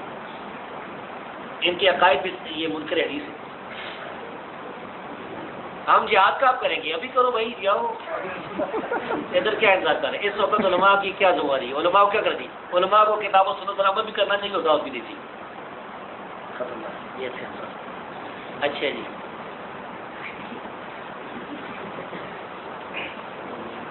کچھ لوگ زمینی قبر میں عذاب کے منکر ہیں اور کہتے ہیں قبر برزخی ہوتی. واضح کریں قرآن اور حدیث سے تو اسی قبر کا ذکر. قرآن اور حدیث میں دو قبروں کا ایک عالم برزخ کی قبر یہ کوئی ثبوت نہیں. اگر الحمدللہ جناب یہ حنیف بابا جو امیر ہے نا ڈاکٹر عثمانی کے نائب جی جی ان سے ہمارا مناظرہ بھی ہوا ہے. یہ ثابت نہیں کر سکا ہے. ہم نے بڑا ایک قرآن کی آیت ایک حدیث پیش کر دیں تو ہم دوبارہ آپ ڈاکٹر پر عثمانی کی پارٹی سے کوئی دلیل نہیں ہے ان کے پاس. ماشاءاللہ یہ ان کی جماعت میں یہاں پر پنڈی میں بہت سے لوگوں نے توبہ کی ہے نا. 20 سال ہم رہے ہیں مگر الحمدللہ جب دلیل نہیں ملی ہے برزخی قبر کی تو چھوڑ آئے ہمارے. اچھا جی کیا آل علی کی فاطمی اولاد اور کیا غیر فاطمی اولاد آل عباس آل کی بات دیا جاتا ہے؟ صدقہ جو ہے نا آل علی اور آل عباس آل جعفر ان پر نہیں لگتا. تو اگر کوئی ثابت ہے صحیح تو ان کو نہیں دینا چاہیے. ڈیلی بہت ہو گئی سر بدگمانی بھی نہیں کرنی چاہیے. ہاں نہیں کرنی چاہیے بدگمانی نہیں. لیکن اگر جو جیلی ہے نا ہاں تو وہ بھی. ایک آدمی کے بارے میں ایک آدمی نے کہا نا مجھے ریاض میں کہ میں گواہی دیتا ہوں کہ یہ اصلی سید ہے کیونکہ میرے سامنے میرا سے اسے سید بنا. اچھا جی اچھا تو اس طرح کوئی سند میں سے ہے کہ کسی سید تو سارے عرب تھے تو اس سے عجم بنے کوئی پنجابی کوئی پٹھان کوئی سندھی اس طرح ملتا ہے کوئی؟ نہیں یہ سیدوں سے عجب بنے نہیں. یہ تو پنجابی یا پٹھان یہ تو اپنے علاقے میں تھے لیکن جو نبی کریم صلی اللہ علیہ وسلم کی اولاد ہے نا فاطمی یا آل علی یا آل عباس یہ تھے. لیکن یہ بڑی عجیب بات ہے کہ یہ لاکھوں کی تعداد میں کدھر سے آ گئے. وہ کہتے ہیں وہ ان شانی کا وہ لفظ اس کے تحت کثرت اولاد دی ہے. اہل حدیث بھائی نماز جنازہ میں پہلی تکبیر کے بعد ثنا فاتحہ اور سورت پڑھتے ہیں. بھائی ہم تو ثنا نہیں پڑھتے ہیں, ہم فاتحہ اور سورت پڑھتے ہیں. اس کا مطلب ہے کوئی بات اہل حدیث ہوں گے. اس عمل کا صرف ایک صحیح صریح حدیث کریں. بھائی بخاری کی حدیث ہے سورت فاتحہ عبداللہ بن عباس نے پڑھی فرمایا یہ سنت ہے اور سنن نسائی کے اندر صحیح روایت ہے کہ سورت فاتحہ اور ایک سورت پڑھی. تو ہمارا ہم جو پڑھتے ہیں اس کا ثبوت دے دیا. جو ثنا پڑھتے ہیں ان کو پوچھیں ہم سے. نماز جنازہ کی تمام تکبیروں کے ساتھ وجدین کرتے ہیں اس کی صحیح ہے ایک صحیح کتاب و جلال دارقطنی کی حدیث میں شائع کر چکا ہوں اپنے رسالے میں, وہ موجود ہے جلد نمبر 13 صفحہ نمبر 12 پر, وہ پڑھ لیں. اہل حدیث بھائی کا دعویٰ ہے کہ شروع نماز سے لے کر سلام پہ تک مرد اور کی نماز کا ایک ہی طریقہ ہے, صرف ایک حدیث پہ ایک حدیث کیوں پیش کریں. پوری نماز کے بارے میں ایک حدیث نہ اہل حدیث کے پاس ہے, نہ حنفیوں نہ شافعیوں نہ مالکیوں, بلکہ ممکن ہے کسی ایک صحابی کے پاس بھی نہیں. مختلف صحابہ نے نبی کریم صلی اللہ علیہ وسلم کا جو طریقہ دیکھا ہے انہوں نے یاد رکھا.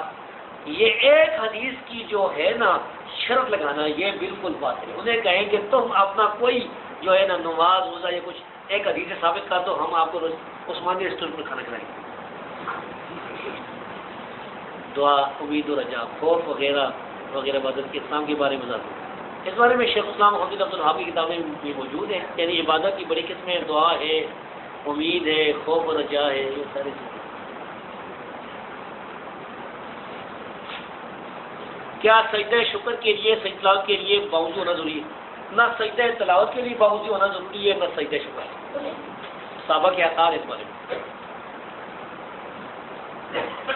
موجودہ دور میں مسلمانوں کے خلاف فتنوں کو آپ کس نظر سے دیکھتے ہیں؟ خاص طور سے احادیث کی روشنی میں فساد فی الارض اور بڑے بڑے فتنوں یعنی دجال اور آجوج یاجوج ماجوج وغیرہ کو کیا قریب کر پاتے ہیں؟ یہ اللہ ہی جانتا ہے. مجھے تو خیر دور نظر آتے ہیں، اپنی ہوتے ہیں، کیونکہ جو حدیث میں نے پڑھی ان کا خلاصہ یہ ہے کہ تلواروں کی جنگ ہوگی، نیزے وغیرہ ہوں گے. تو ابھی تو تلواروں کی جنگ نہیں ہے. بہرحال فتنے تو آ رہے ہیں. آپ دیکھیں کہ اچانک ہی یہ سارے ذرائع ختم ہو جائیں. پیٹرول تو میرے خیال 6-7 سال میں ختم ہو جائے گا. ہاں جی انشاءاللہ. یہ تو سکون ہو جائے گا. ہاں جی دنیا میں سکون آ جائے گا، سکون آ جائے گا. یہ جو سائنسز ان کو پتہ ہے یہ پیٹرول جو ہے نا یہ پیدا نہیں ہو رہا، یہ ذخائر ختم ہو رہے ہیں. پانی تو ختم نہیں ہوتا نا، لیکن یہ ختم ہو رہا ہے. اچھا جی السلام علیکم ورحمۃ اللہ. وعلیکم السلام. اس میں کوئی شک نہیں ہے کہ داڑھی آپ کی سنت ہے سلسلہ کی. اگر کسی بندہ کی داڑھی نہیں ہے کیا اس کی آپ صلی اللہ علیہ وسلم قیامت والے دن شفاعت کریں گے یا ہاں یا نہیں؟ پتہ نہیں جی مجھے. یہ یعنی امید رکھے کہ نبی کریم صلی اللہ علیہ وسلم کریں گے، کیونکہ آپ نے فرمایا شفاعتی لآل الکبائر من امتی، میری شفاعت میری امت میں کبیرہ گناہ کرنے والوں کے لیے ہوگی. تو یہ کبیرہ گناہ کرنے والا امید رکھے. ویسے کئی داڑھی منڈے جو ہیں نا اللہ تبارک و تعالیٰ ان کے ذریعے دین کی بڑی خدمت کرتے ہیں، کفار کو قتل کرنے والے. ان اللہ لا یؤید ھذا الدین بغدر الفاجر، یہ بھی صحیح حدیث ہے. ایک شرابی تھا تو آپ نے فرمایا تھا کہ اس کو اللہ نہ بھیجو، بخاری کی حدیث ہے. میں یہی سمجھتا ہوں کہ یہ اللہ رسول سے محبت رکھتا ہے. یہ لوگ کہتے ہیں کہ عید چوتھے دن قربانی کیوں کرتے ہیں؟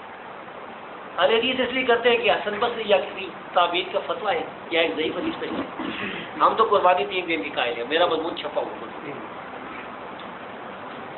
رفع دین تکبیر تحریمہ سے پہلے کر لیں یا ساتھ کر لیں؟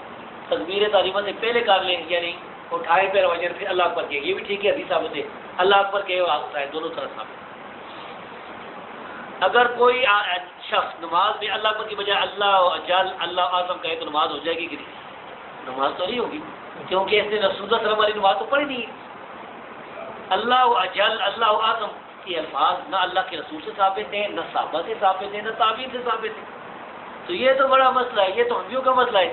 یہ کدھر سے بھائی وہ نماز ہو جائے گی؟ انہیں کہیں کہ نماز ہونے کے لیے کم از کم یہ تو ہونا کہ ہمارے سلف صالحین میں سے کسی نے تو اس کو پڑھا. آپ صلی اللہ علیہ وسلم نے بھی فرمایا تھا اس کو جس کو نماز دی حدیث اسی اس طرح کہ اذا قمت الی الصلاۃ فکبر، جب نماز کے لیے تو کھڑا ہو جاؤ تکبیر، تکبیر کے اللہ اجل تکبیر نہیں ہے، اللہ اعظم تکبیر نہیں ہے. وذکر رسم رب المصلی سے استدلال کرنا باطل، یہ اپنی طرف سے کرائے. تکبیر تحریمہ فرض ہے یا واجب؟ رسول اللہ صلی اللہ علیہ وسلم نے حکم دیا. بھائی پھر وہ فرض واجب والی بات آنے، ہر بات کے ساتھ فرض واجب ہو یہ نہ حدیث سے ثابت ہے نہ یہ لوگ ثابت کرتے ہیں، بلکہ امام غالباً اسحاق بن راویہ یا ہمیں حنبل دونوں میں سے ایک امام نے اس کو بدعت قرار دیا اور یہ اب شاید کر چکا بدعت صاحب. آپ 8 رکعت نماز تراویح کیوں پڑھتے ہیں؟ ہم 8 رکعت نماز تراویح اس لیے پڑھتے ہیں کہ کنز الدقائق کے حاشیے میں لکھا ہوا ہے، حنفیوں کی کتاب مدرسوں میں پڑھائی جاتی ہے، اس میں لکھا ہوا ہے کہ لأن النبی صلی اللہ علیہ وسلم لم یصلی 20، کہ نبی کریم صلی اللہ علیہ وسلم نے 20 نہیں پڑھی بل 8 بلکہ 8 پڑھی. یہ حنفی فقہاء نے فتویٰ دیا، ہم اس کے پیچھے عمل کریں. بھائی انہیں کہیں کہ یہ لاٹھی لے کر ادھر گاہ کی خبر لیں. یہ کنز الدقائق جو مدرسوں میں پڑھائی جاتی ہے اس میں غالباً 36 صفحے پر یہ لکھا ہوا ہے، 100 سال کا ہے کہ بے شک نبی صلی اللہ علیہ وسلم نے 20 نہیں پڑھی، آپ نے 8 پڑھی. اور یہ حنفی فقہاء کا فتویٰ ہے، تو ہم نے مان لیا تو کیا ہوگا، اسی کی بات ہے. طاغوت کی تعریف. طاغوت شیطان کو کہتے ہیں سرکش، حاکم کو بھی کہتے ہیں، اللہ کا دین نافذ نہ کرنے والا. پانی میں اگر نجاست گر جائے تو کیا اگر وہ پانی کلاتین سے کم ہو تو چاہے اس کا رنگ ہو ذائقہ تبدیل ہو پھر بھی وہ ناپاک ہے؟ نہیں، کلاتین سے کم ہو تو پھر ناپاک ہو جاتا ہے. اگر کلاتین ہے نا 2 کلے 2 مٹکے، تو اس کے بعد نجاست اگر اس میں گر جاتی ہے تو اس کا رنگ مزہ بو بدل جائے تو ناپاک ہو جاتا ہے. اگر بدلے نہیں تو نجاست نکال لیں اور پھر مرضی ہے پانی پئیں یا نہ پئیں، ناپاک نہیں ہوتا. اچھا قلیل یا کثیر فرق کر رہے ہیں ابن تیمیہ رد کیا ہے. بھائی رد کیا ہوگا، دوسرے لوگوں نے ان کا رد کیا ہوگا. اصل مسئلہ جو ہے نا وہ یہی ہے کہ حدیث وہ صحیح ہے جس میں آتا ہے پانی اگر 2 کلے ہو جائے تو خبیث نہیں ہوتا. قرآن میں کتاب و حکمت کا ذکر آیا ہے، اس میں کتاب سے مراد قرآن، حکمت سے کیا مراد ہے؟ اس پر اتفاق ہے کہ حکمت سے مراد سنت ہے. تو اس لیے جو ہے وہ قرآن سے ہی سنت کا حجت ثابت ہوتا ہے. اچھا قرآن ایک نقطہ بتاؤں، قرآن کریم میں اللہ رب العزت نے عیسیٰ علیہ السلام کا ذکر کیا ہے نا، تو ان کے ساتھ اس میں کتاب اور حکمت کا ذکر ہے. تورات اور انجیل بھی اللہ نے سکھائی اور کتاب و حکمت بھی. کتاب و حکمت چلو تورات اور انجیل سمجھ جاتی ہے کہ وہ اپنے دور میں لوگوں کو تورات کی تعلیم بھی دیتے تھے، ان کی مصدق تصدیق کرنے والے تھے. انجیل اللہ نے نازل فرمائی. کتاب و حکمت کس لیے اللہ نے سکھائی تھی؟ قیامت سے پہلے نازل ہونا تھا.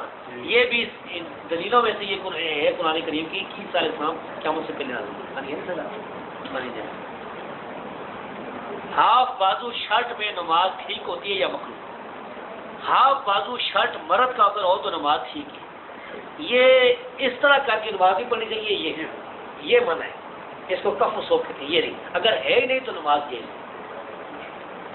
اگر اس قمیض میں کوئی ابھی باہر بھی پھرتا ہے نا تو پھر صحیح. ایک حدیث مجھے یاد آ گئی، امام بیہقی نے صحیح سند سے روایت کی ہے اپنی سنن میں. عبداللہ بن عمر رضی اللہ تعالیٰ عنہ نے اپنے غلام کو دیکھا کہ ایک کپڑے میں نماز پڑھ رہا تھا تو رک گئے.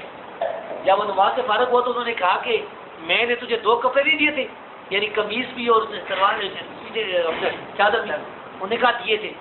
انہوں نے کہا کہ اگر میں تمہیں اس حالت میں بازار بھیجوں مدینے میں جاؤ گے؟ میں نے کہا نہیں. انہوں نے کہا پھر اللہ کے سامنے نماز کے لیے کر، اللہ کے سامنے زیادہ خصوصیت.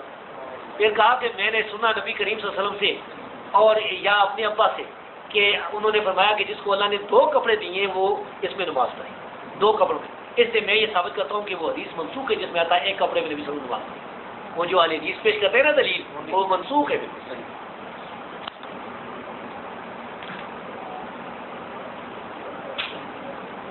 جس نے نماز چھوڑی اس نے کفر کیا.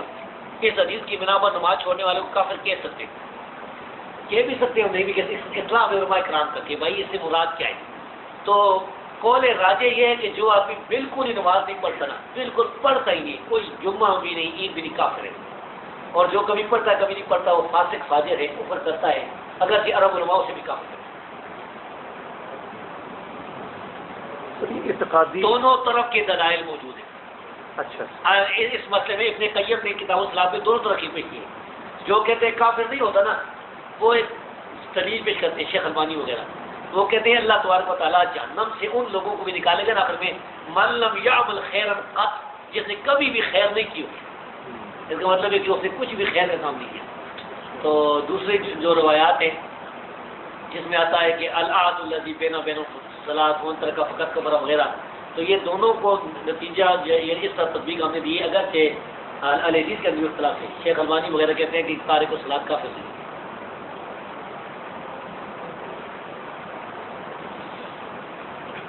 اور شیخ ابن عثیمین وغیرہ جو ہے وہ کہتے ہیں کافر. میرا خیال ہے ابھی چلا آپ کے زبانی سوال کر رہے ہیں. قرآن و حدیث پڑھانے پر اجرت لینا کیسا ہے؟ جائز ہے بھائی. اس بارے میں ایک میرا جو ہے فتویٰ چھپا ہوا بھی ہے نبی کریم صلی اللہ علیہ وسلم کی صحیح حدیث ہے بخاری میں کہ آپ نے فرمایا ان حق ما خصم علی اجر لکتاب اللہ یا کتاب اللہ. تو اس میں یہ ہے کہ ایک آدمی امیر آدمی ہے جس کو اللہ نے بہت کچھ دیا ہے تو ٹھیک ہے وہ فری پڑھائیں تعلیم قرآن کرے. لیکن ایک آدمی کا اور کام کوئی نہیں ہے اور پھر وہ لوگوں کو تعلیم قرآن کی یا پڑھاتا ہے، بچوں کو اپنا وقت لگاتا ہے، تو اس کے لیے اس کی اجرت تنخواہ لینا جائز ہے. قول راجح میں آثار بھی اس بارے میں ہے تابعین کے اور اس طرح صحابہ کے، تو وہ آپ کے سامنے رسالہ میں میرے خیال 17 میں الحدیث 17 میں ہم نے یہ بات کی 17. کیا قرآنی تعویذ کسی تعویذ سے ثابت ہے؟ جی ہاں، سعید بن سیب رحمۃ اللہ علیہ سے ثابت ہے. بیہقی کی سنن کبریٰ میں جلد نمبر 9 میں صحیح سنن ہے. قرآنی تعویذ کیا حکم ہے؟ جائز نہیں ہے. جائز نہیں؟ ہاں نہیں، یعنی ممنوع ہے، حرام نہیں. ہم نہیں کہتے ہیں صحیح، ہمارے نزدیک جائز نہیں ہے، سد ذریعہ کے طور پر. اگر کوئی جائز سمجھتا ہے تو ہمارا بھائی ہے، اس کے اوپر ہم فتویٰ کوئی لگا ہے. ٹھیک. کفر یا بدعت نہیں کہتے ہیں، نہ یہ بدعت ہے نہ شرک ہے. کیا داڑھی فرض ہے؟ داڑھی رکھنا فرض ہے. سر اس میں ایک سوال اسی کے ساتھ ہی ہے کہ سر وہ عبداللہ بن مسعود نے اپنی بیوی کا وہ جب اتارا تھا تعویذ، ان کا تھا عبداللہ بن مسعود کی پوری جو خاندان ہے وہ شرک سے پاک ہے. یہ کیسے ہو سکتا ہے کہ عبداللہ بن مسعود کی بیوی نے قرآن کے علاوہ کسی اور چیز کا تعویذ باندھا ہوا ہو، شرک کیا؟ وہ ابو داؤد والی حدیث تو صحیح ہے. ابو داؤد والی نہیں، یہ والی سر یہ جو المستدرک للحاکم میں امام صاحب نے اس کو صحیح کیا، وہ صحیح ہے نا. یہ کیسے ہو سکتا ہے کہ عبداللہ بن مسعود کی بیوی نے شرکیہ تعویذ پہنا ہو؟ یقیناً قرآنی تعویذ ہوگا جس کو انہوں نے اتارا ہے. ٹھیک ہے، یہ بھی دلیل ہے. دلیل ہے یہ. ٹھیک ہے، ہاں یہ آپ کا استدلال اچھا ہے. لیکن وہ ایک یہودی عورت سے کی گئی تھی، وہ عورت جو ہے نا وہ چھپ گئی تھی اس وقت گھر میں. نہیں لیکن وہ میری بیوی تو نہیں ہو سکتی، بیوی تو صحابیہ تھی نا. سر دوسرا وہ بخاری میں جو حدیث ہے کہ وہ جب اس عورت نے کہا کہ وہ جو دانت کے درمیان کرتی تھی، انہوں نے کہا یہ میری بیوی اگر یہ کرتی ہوتی تو میرے ساتھ نہ رہتی. تو یہ بھی دلیل ہے کہ ان کی بیوی نہیں یہ کام کر سکتی. من تعلق تمیمۃ فقد اشرک. یہ بھی تمیمہ جو ہے نا، تمیمہ یہ قرآنی تعویذ کو کہتے ہیں یا منطق کو کہتے ہیں؟ من کا بھی ہو سکتا ہے. اب اصل لغت میں یہ ہے. قرآنی تعویذ پر بھی لگ تو سکتا ہے. سرور رحمان صاحب نے کتاب بھی لکھی اس بارے میں. وہ ایک دفعہ میرے پاس آیا نا شاہ پتر پر، انہوں نے کہا اس کا جواب لکھیے. میں نے کہا اس کی تقریر میں نے کی ہوئی. اچھا کسی سے وہ یہاں پر امام احمد حنبل کا فتویٰ لگا گیا تھا. اس بار لوگ جو ہے نا اس طرح کے اجتہادی اختلاف کسی مسئلے میں اگر ہو جائے تو فتوی نہیں لگانے چاہیے. ٹھیک ہے. ہاں لیکن سر وہ جمہور جو اب جرح و تعدیل میں تو جمہور کو دیکھا جاتا ہے نا. وہ جمہور اگر اچھا تعارض کی صورت میں، اچھا تعارض اگر نہیں ہے نا، مثلا 1000 امام کہتے ہیں یہ مجہول ہے اور ایک امام کہتا ہے کہ یہ ثقہ ہے اور وہ امام قابل اعتبار ہے، تو پھر ایک امام کا اعتبار ہے. مجہول کی مراد میں کیا آپ کو سمجھاؤں؟ مثال کے طور پر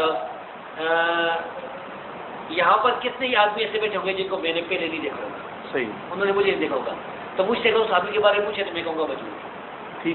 ٹھیک ہے. مثلا محمد علی صاحب جو ہیں آج سے آپ 2 سال پہلے ہمارے سال پہلے نہیں 2 سال پہلے آپ ہمارے نزدیک مجہول تھے، یعنی آپ کو نہیں جانتے تھے نا. سال پہلے ملاقات ہوئی نا، اس سے پہلے جو ہے نا نہیں آپ کو نہیں جانتے تھے.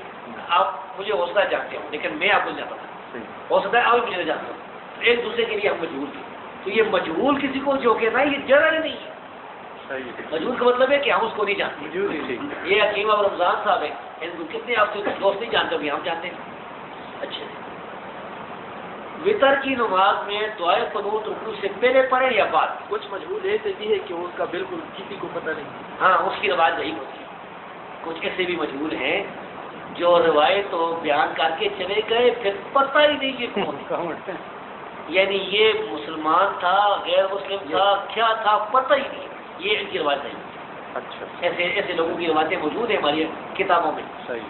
لیکن یہ صحیح بخاری مسلم میں نہیں ہے. اس مجہول کا کیا علامت ہوگا جب آپ لکھتے ہیں کہ یہ راوی مجہول ہے؟ جب ہم کہتے ہیں مجہول کا مطلب ہوتا ہے کہ اس کو کسی نے بھی ثقہ نہیں کہا، کسی نے بھی اس کو سچا نہیں کہا، کسی نے اس کی تعریف نہیں کی. امت میں جتنے علماء گزرے ہیں اس کو اچھا کہنے والے ایک بھی کوئی اس کی حدیث کو صحیح نہیں کہتا، تب ہم کہتے ہیں. ٹھیک. ایک تو یہ ہو گیا، جو دوسرا ہے جو بالکل کوئی تعارف ہی اس کا نہیں ہے.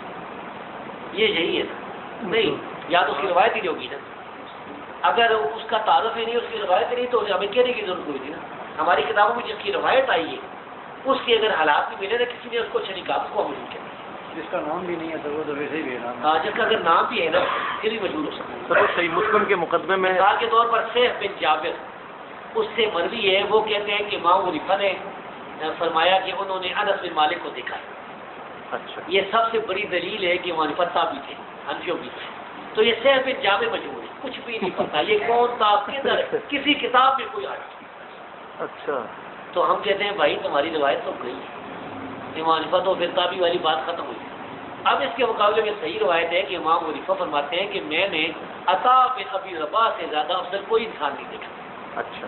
تو امام صاحب نے خود ایسا کر دیا کہ میں کوئی صحابی نہیں دیکھا، ورنہ تو یہ آپ لوگوں کو بھی پتا ہے کہ صحابہ تابعین سے افضل تھی. بے شک. یہ دعائے قنوت جو ہے وہ رکوع سے پہلے پڑھنے والی بات زیادہ قوی ہے.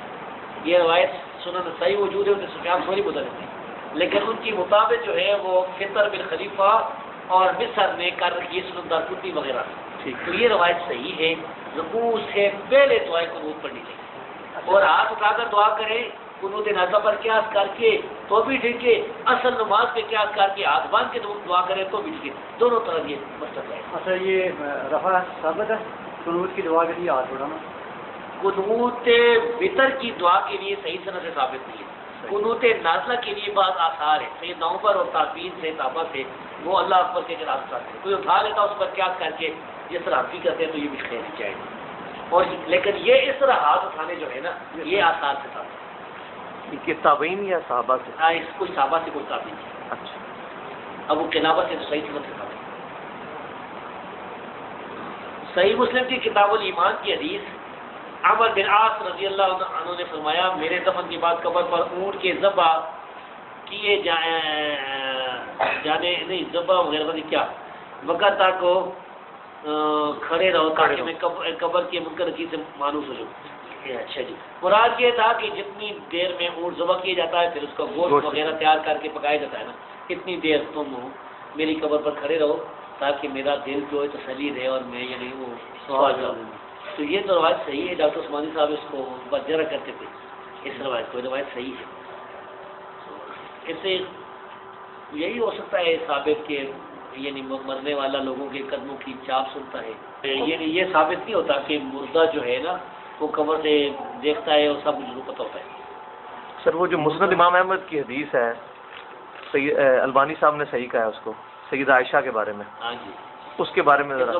جس دور میں ہم گزر رہے ہیں نا، زمین نے اپنے مسائل سارے کھول دیے، علم کی باتیں جو خود تھی اب وہ آ گئی ہیں، وہ بریلی وہ اصل ہے کہ یہ روایت صحیح ہے میری تحقیق میں کہ عائشہ صدیقہ رضی اللہ تعالیٰ عنہ جب نبی کریم صلی اللہ علیہ وسلم کی قبر پر جاتی تھی تو پردہ نہیں کرتی تھی، ہاں جی، پھر بکر صدیق جب ان کی قبر بن کے جو پردہ نہیں کرتی تھی، جب عمر رضی اللہ عنہ کی قبر بنی تو پردہ کرتی تھی۔ جی ہاں، تو اس کا کیا مطلب ہے کہ نیچے سے وضو ہوتے تھے؟ نہیں، بس آگے میں بتاتا ہوں نا، اس کا مطلب یہ بتاتا ہوں کہ بھائی نبی کریم صلی اللہ علیہ وسلم ان کے شوہر تھے تو وہ وہاں پر کوئی دوسرا نہیں آ سکتا تھا، اب وہ ان کو پردے کی کیا ضرورت ہے حجرے میں؟ باپ ہے پھر بھی پردے کی کوئی ضرورت نہیں۔ اب جب سیدنا عمر آ گئے تو غیر آ گیا نا، اب ان کے رشتہ دار آئیں گے نا، سیدنا عمر کے رشتہ داروں سے پردہ کرتے تھے۔ ہاں یہ مراد ہے، حیا من عمر سے مراد ہے کہ حیا من آل عمر، یہ ہم اس میں معذوف مانیں گے۔ یہ زندہ کے ویسے بھی ان کا تقویٰ ہو سکتا ہے۔ نہیں تقویٰ یہی ہے نا بھائی، مگر یہ جو میں بتاتا ہوں تشریح کو آپ غور کریں بات۔ ٹھیک ہے، زبردست۔ یہ ہمارے بھائی جو ہے پڑھے لکھے بہت ہیں، یہ بریلی اور دہلی پچھلے سال ہم میرے پاس آئے تھے، یہ 4 آدمی آئے تھے بہت اللہ کے فضل سے پی ایچ ڈی قسم کے، تو انہوں نے تحقیق کی، مفتی منیب الرحمان صاحب وغیرہ اور بھی گئے، کدھر کدھر گئے جی، غلام سعود سیدی صاحب کو ملے ہیں، کراچی گئے، غلام سعید سجدہ ملے، دیوبند کے بڑے علماء کو ملے ہیں، دیوبند کے بڑے علماء کو، یہ پوری تحقیق کر کے حضرت میں آیا، حضرت مطمئن بھی۔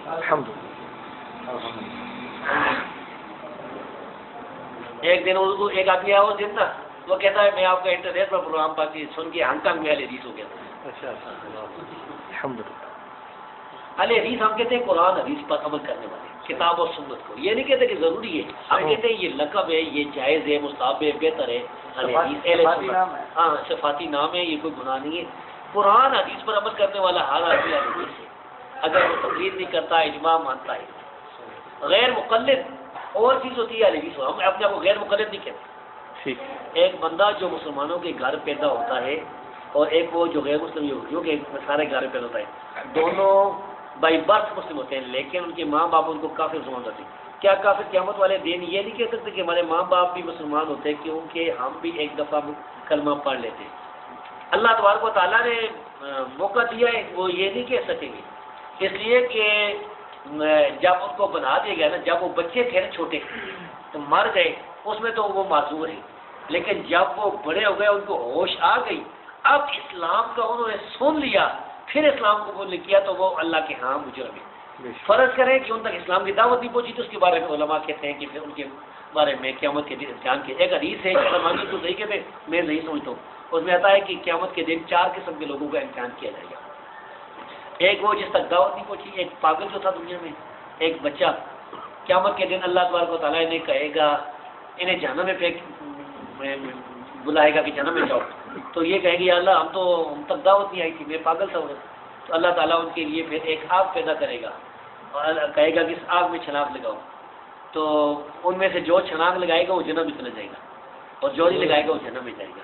تو یہ ایک روایت ہے مسلم اسد بن سری رضی اللہ تعالیٰ عنہ سے، شیخ البانی کو صحیح کہتے ہیں لیکن مدلس راوی حسن بصری تو یہ ایک میرے لیے بڑا مسئلہ ہے، مدلسین کی وجہ سے پریشانی، مجھے کئی دن جو ہے وہ سما کی تصریح کے لیے لگ جاتے ہیں، اور مدلسین کی روایتیں جو ہیں ہم یہ نہیں کرتے کہ حنفیوں کی روایت ہو تو سفیان ثوری کو مدلس قرار دے کے تو پھر صحیح قرار دے، مرضی کی روایت ہو تو پھر خیر ہے، اور ہم ایک روایت ہے ہمارے پاس تو بڑی زبردست کہ سیدنا عمر رضی اللہ تعالیٰ عنہ نے جب ان کو پتہ چلا کہ کچھ لوگ نماز کے بعد اجتماعی دعا کرتے ہیں تو وہ ان لوگوں کو بلایا اور انہوں نے لاٹھیاں تیار رکھی تھی، مار مار کر لوگ وہاں کرتے. یہ روایت جو ہے نا اس میں سفیان ثوری مدلس ہم پیش نہیں کرتے. صحیح. کون سی روایت سر؟ یہ کتاب البدع والنہی نام ہے، یہ جو بھی میں نے بیان کی. صحیح سر. زبانی آپ؟ اچھا آپ زبانی ہیں تو پھر لکھائے لکھنے والے زبانی میں بعض اوقات گڑبڑ ہوتی ہے. زبانی میں یہ ہوتا ہے کہ کوئی آدمی شرارت کے لیے آئے نا، سوال کرے پھر اس کا جواب میں بولنا شروع کر دے، پھر مناظرے والی کیفیت پیدا کرتے ہیں. ہم تو نہیں وہ تو آپ تو کہہ سکتے ہیں نا. دو قسم کی زبانی، ایک ہوتا ہے نا زبانی ایک آدمی سمجھنے کے لیے، وہ تو ٹھیک ہے، لیکن ایک شرارت کے لیے تو پھر تو وہ ظاہر ہے کہ وہ تو گڑبڑ ہو جائے گی. قبروں پر عمارت نہ بنائی جائے، تو حضرت عمر فاروق اور حضرت ابوبکر صدیق بھی تو حجرہ عائشہ میں دفن ہے. کیا ذکیات کرتے ہیں بزرگوں کی بیٹھ میں دفن کیا جا سکتا ہے؟ نہیں، یہ دو الگ سوال ہے. قبروں پر عمارت نہیں بنانی چاہیے، یہاں پر بھی قبروں پر عمارت نہیں بنائے گی، بلکہ نبی کریم صلی اللہ علیہ وسلم فوت ہوئی ہے نا تو آپ کی قبر بنی، جیسا کہ حسن روایت سے ثابت ہے کہ نبی جدھر فوت ہوتا ہے ادھر قبر ہوتا ہے، تو آپ کی ادھر قبر بن گئی. بعد میں آپ کے یہ دو ساتھی جو تھے انہوں نے پسند کیا کہ ہم بھی اپنے نبی کے ساتھ ہی ہماری قبر بنے. یہ اللہ کو منظور اس طرح تھا. اس حجرے میں 4 قبروں کی جگہ ہے، 3 قبریں بنی ہوئی ہیں، ایک قبر جو ہے نا وہ مسیح موعود کے بارے میں وہ باقی ہے. ایک مسیح موعود بنا ہوا تھا جس کی قبر قادیان میں لاہور میں مڑا، جس کو اللہ تبارک و تعالیٰ نے حج کی توفیق دی. اللہ تبارک و تعالیٰ اتنا علیم قدیر ہے کہ وہ شیطان اگر حج کے لیے چلا جاتا نا تو کہتا کہ میں دیکھو جی میں حج کر کے اس کو اللہ تبارک و تعالیٰ نے یاد پاکستان سے یعنی برے صغیر سے ایک بار نہیں نکلا، اور ادھر جو ہے نا عیسیٰ علیہ السلام آ جائیں گے، وہاں پر ان کی قبر بنے گی عیسیٰ علیہ السلام. یہ تو ٹٹیوں میں گر کے مرا. عیسیٰ علیہ السلام کے بارے میں یہ بھی آیا ہے صحیح حدیث، صحیح مسلم کی حدیث ہے کہ عیسیٰ علیہ السلام آئیں گے حج کرنے کے لیے، یا حج قران کریں گے، یا حج تمتع کریں گے، یا حج افراد کریں گے. یہ صحیح حدیث ہے صحیح مسلم کی. میرا ایک دفعہ مناظرہ ہو نا ریاض میں ایک بڑے عالم سے، اچھا تو علی حدیث عالم سے، تو میں نے یہ حدیث پیش کی. وہ نہیں مانتے تھے، وہ کہتا حج افراد نہیں ہے شیخ المانی کی طرح. تو میں نے کہا بھائی حج افراد جائز ہے. پھر میں نے یہ حدیث سنائی، تو پھر میں نے کہا کہ دیکھو اس حدیث سے ثابت ہوا کہ حج کی 3 قسمیں قیامت تک رہیں گی، یا حج افراد ہوگا، یا قران ہوگا، یا تمتع ہوگا، تینوں جاری رہیں گی. پھر میں نے کہا کہ یہ جو میں استدلال کرتا ہوں یہ میں خود نہیں بنایا ہے، مجھ سے پہلے سلف صالحین نے بیقی نے قسمت بابا کی یہ حدیث لائی حج افراد پر. اچھا تم کس طرح کہتے ہو حج افراد منسوخ ہے شیخ المانی کی اتباع کرتے ہوئے. پھر اس کے بعد کوئی جانے پانی منگایا، پانی پیا اس نے. اچھا میں نے کہا میں اب جا رہا ہوں مکے، میں انشاءاللہ حج افراد کروں گا، اس کے بعد مشرف ہوں. تو اس سے ثابت ہوگی عیسیٰ علیہ السلام حج کریں گے، پھر وہاں کی قبر بنے گی. اچھا ہمارے لوگ کیا نبی پاک صلی اللہ علیہ وسلم اپنی قبر میں اپنی امت کے لیے دعا کرتے ہیں؟ اس کا تو کوئی ثبوت مجھے پتہ نہیں. اور کیا وہ اپنی قبر میں نماز بھی پڑھتے ہیں؟ اس کا بھی کوئی ثبوت نہیں. موسیٰ علیہ السلام کو آپ نے دیکھا ہے صحیح سند سے ثابت ہے آپ قبر میں نماز پڑھتے ہیں. ایک ضعیف حدیث میں آتا ہے الانبیاء احیاء فی قبورہم یصلون، انبیاء اپنی قبروں میں زندہ ہوتے ہیں، نماز پڑھتے ہیں. اس روایت میں ایک راوی حجاج ہے، یہ پتہ نہیں کون ہے. حافظ ذہبی کو یہ غلطی لگی کہ انہوں نے حجاج بن اسود لکھ دیا، بن اسود. پھر لکھا ہے یہ نکرہ موجود ہے، لیکن یہ بن اسود نہیں ہے، حجاج بن پتہ نہیں کیا ہے. تو یہ حجاج جو ہے نامعلوم آدمی، اگر یہ حجاج اسود ہو تو پھر حدیث صحیح ہوتی ہے. شیخ البانی نے اس کو تو صحیح کہا. شیخ البانی تو خیر اس دور کے عالم ہے نا، میں پرانی بات کرتا ہوں. حافظ ذہبی کی جو غلطی کی بنیاد ہے نا اس بنیاد پر یہ شیخ البانی وغیرہ جو اس بات کو صحیح سمجھتے ہیں. اگر یہ صحیح بھی ہوتی تو اس کا مطلب ہے کہ پھر نبی کریم صلی اللہ علیہ وسلم قبر میں نماز پڑھ رہے ہیں، تو نماز پڑھنے والوں کے بارے میں حنفیوں کا مسئلہ یہ ہے کہ اس کو سلام دینا چاہیے. تو یہ کو درود و سلام بالکل نہیں پڑھنا چاہیے. یہ الصلاۃ والسلام علیک یا رسول اللہ جو پڑھتے ہیں یہ مسئلہ ختم ہوا. سر وہ البانی صاحب نے لکھا ہے یہ نماز برزخی ہے، جس کا ہمیں سلسلہ احادیث صحیحہ میں نا یہ لکھ کے انہوں نے کہا کہ میں یہ نہیں کہہ رہا یہ نماز یہ والی، یہ برزخی ہے، اس کے پیچھے ہم نہیں پڑھیں. ہاں جی نہیں ہے تو صحیح نماز، عالم برزخ میں نماز ہے، لیکن ہے تو نماز. اگر یہ روایت ضعیف جو روایت ہمارے نزدیک منکر روایت ہے، یہ اگر صحیح روایت ہے تو اس کا مطلب ہے کہ نماز پڑھ رہے ہیں. اب نماز پڑھ رہے ہیں تو شیخ البانی پر معارضہ نہیں پیش کرتے کیونکہ وہ نماز میں وہ تو قائل ہیں بریلویوں پر ہم مذہب پیش اچھا۔ کرتے ہیں کہ بھائی تمہارے نزدیک نماز میں سلام دینا جائز نہیں ہے، بالکل، تو پھر تم تو سلام نہیں کہہ سکتے اللہ کے رسول، ہم وہ تو کہہ نماز سکتے۔ پڑھ رہے ہیں، مسئلہ تمہارا ختم ہوا۔ صحیح۔ اچھا جی، اب تو خیر ویسے بجلی چلی گئی۔ چلی گئی نا۔ اچھا، داڑھی کے فرض ہونے کے دلائل دیے بھائی، نبی کریم صلی اللہ علیہ وسلم نے حکم دیا ہے، متواتر حدیث آپ نے فرمایا داڑیاں چھوڑو، معاف کرو، لٹکاؤ، بڑھاؤ، یہ جتنے روایات ہیں حکم والی، اس سے امت نے، علماء نے وجوب ثابت کیا، وجوب فرض ہونا ہے۔ حنفی کہتے ہیں واجب، ہم کہتے ہیں فرض مراد ایک ہی ہے، ایک ہی چیز کے دو نام ہیں، بس فرق یہ ہے کہ ہم کہتے ہیں کہ بھائی حدیث سے جو ثابت ہے نا، خبر واحد سے، ظنی جس کو تم کہتے ہو، اگر وہ حکم ثابت ہوگا تو وہ جس کو تم واجب کہتے ہو وہ یقینی ہے ہمارے لیے، فرض ہی ہے۔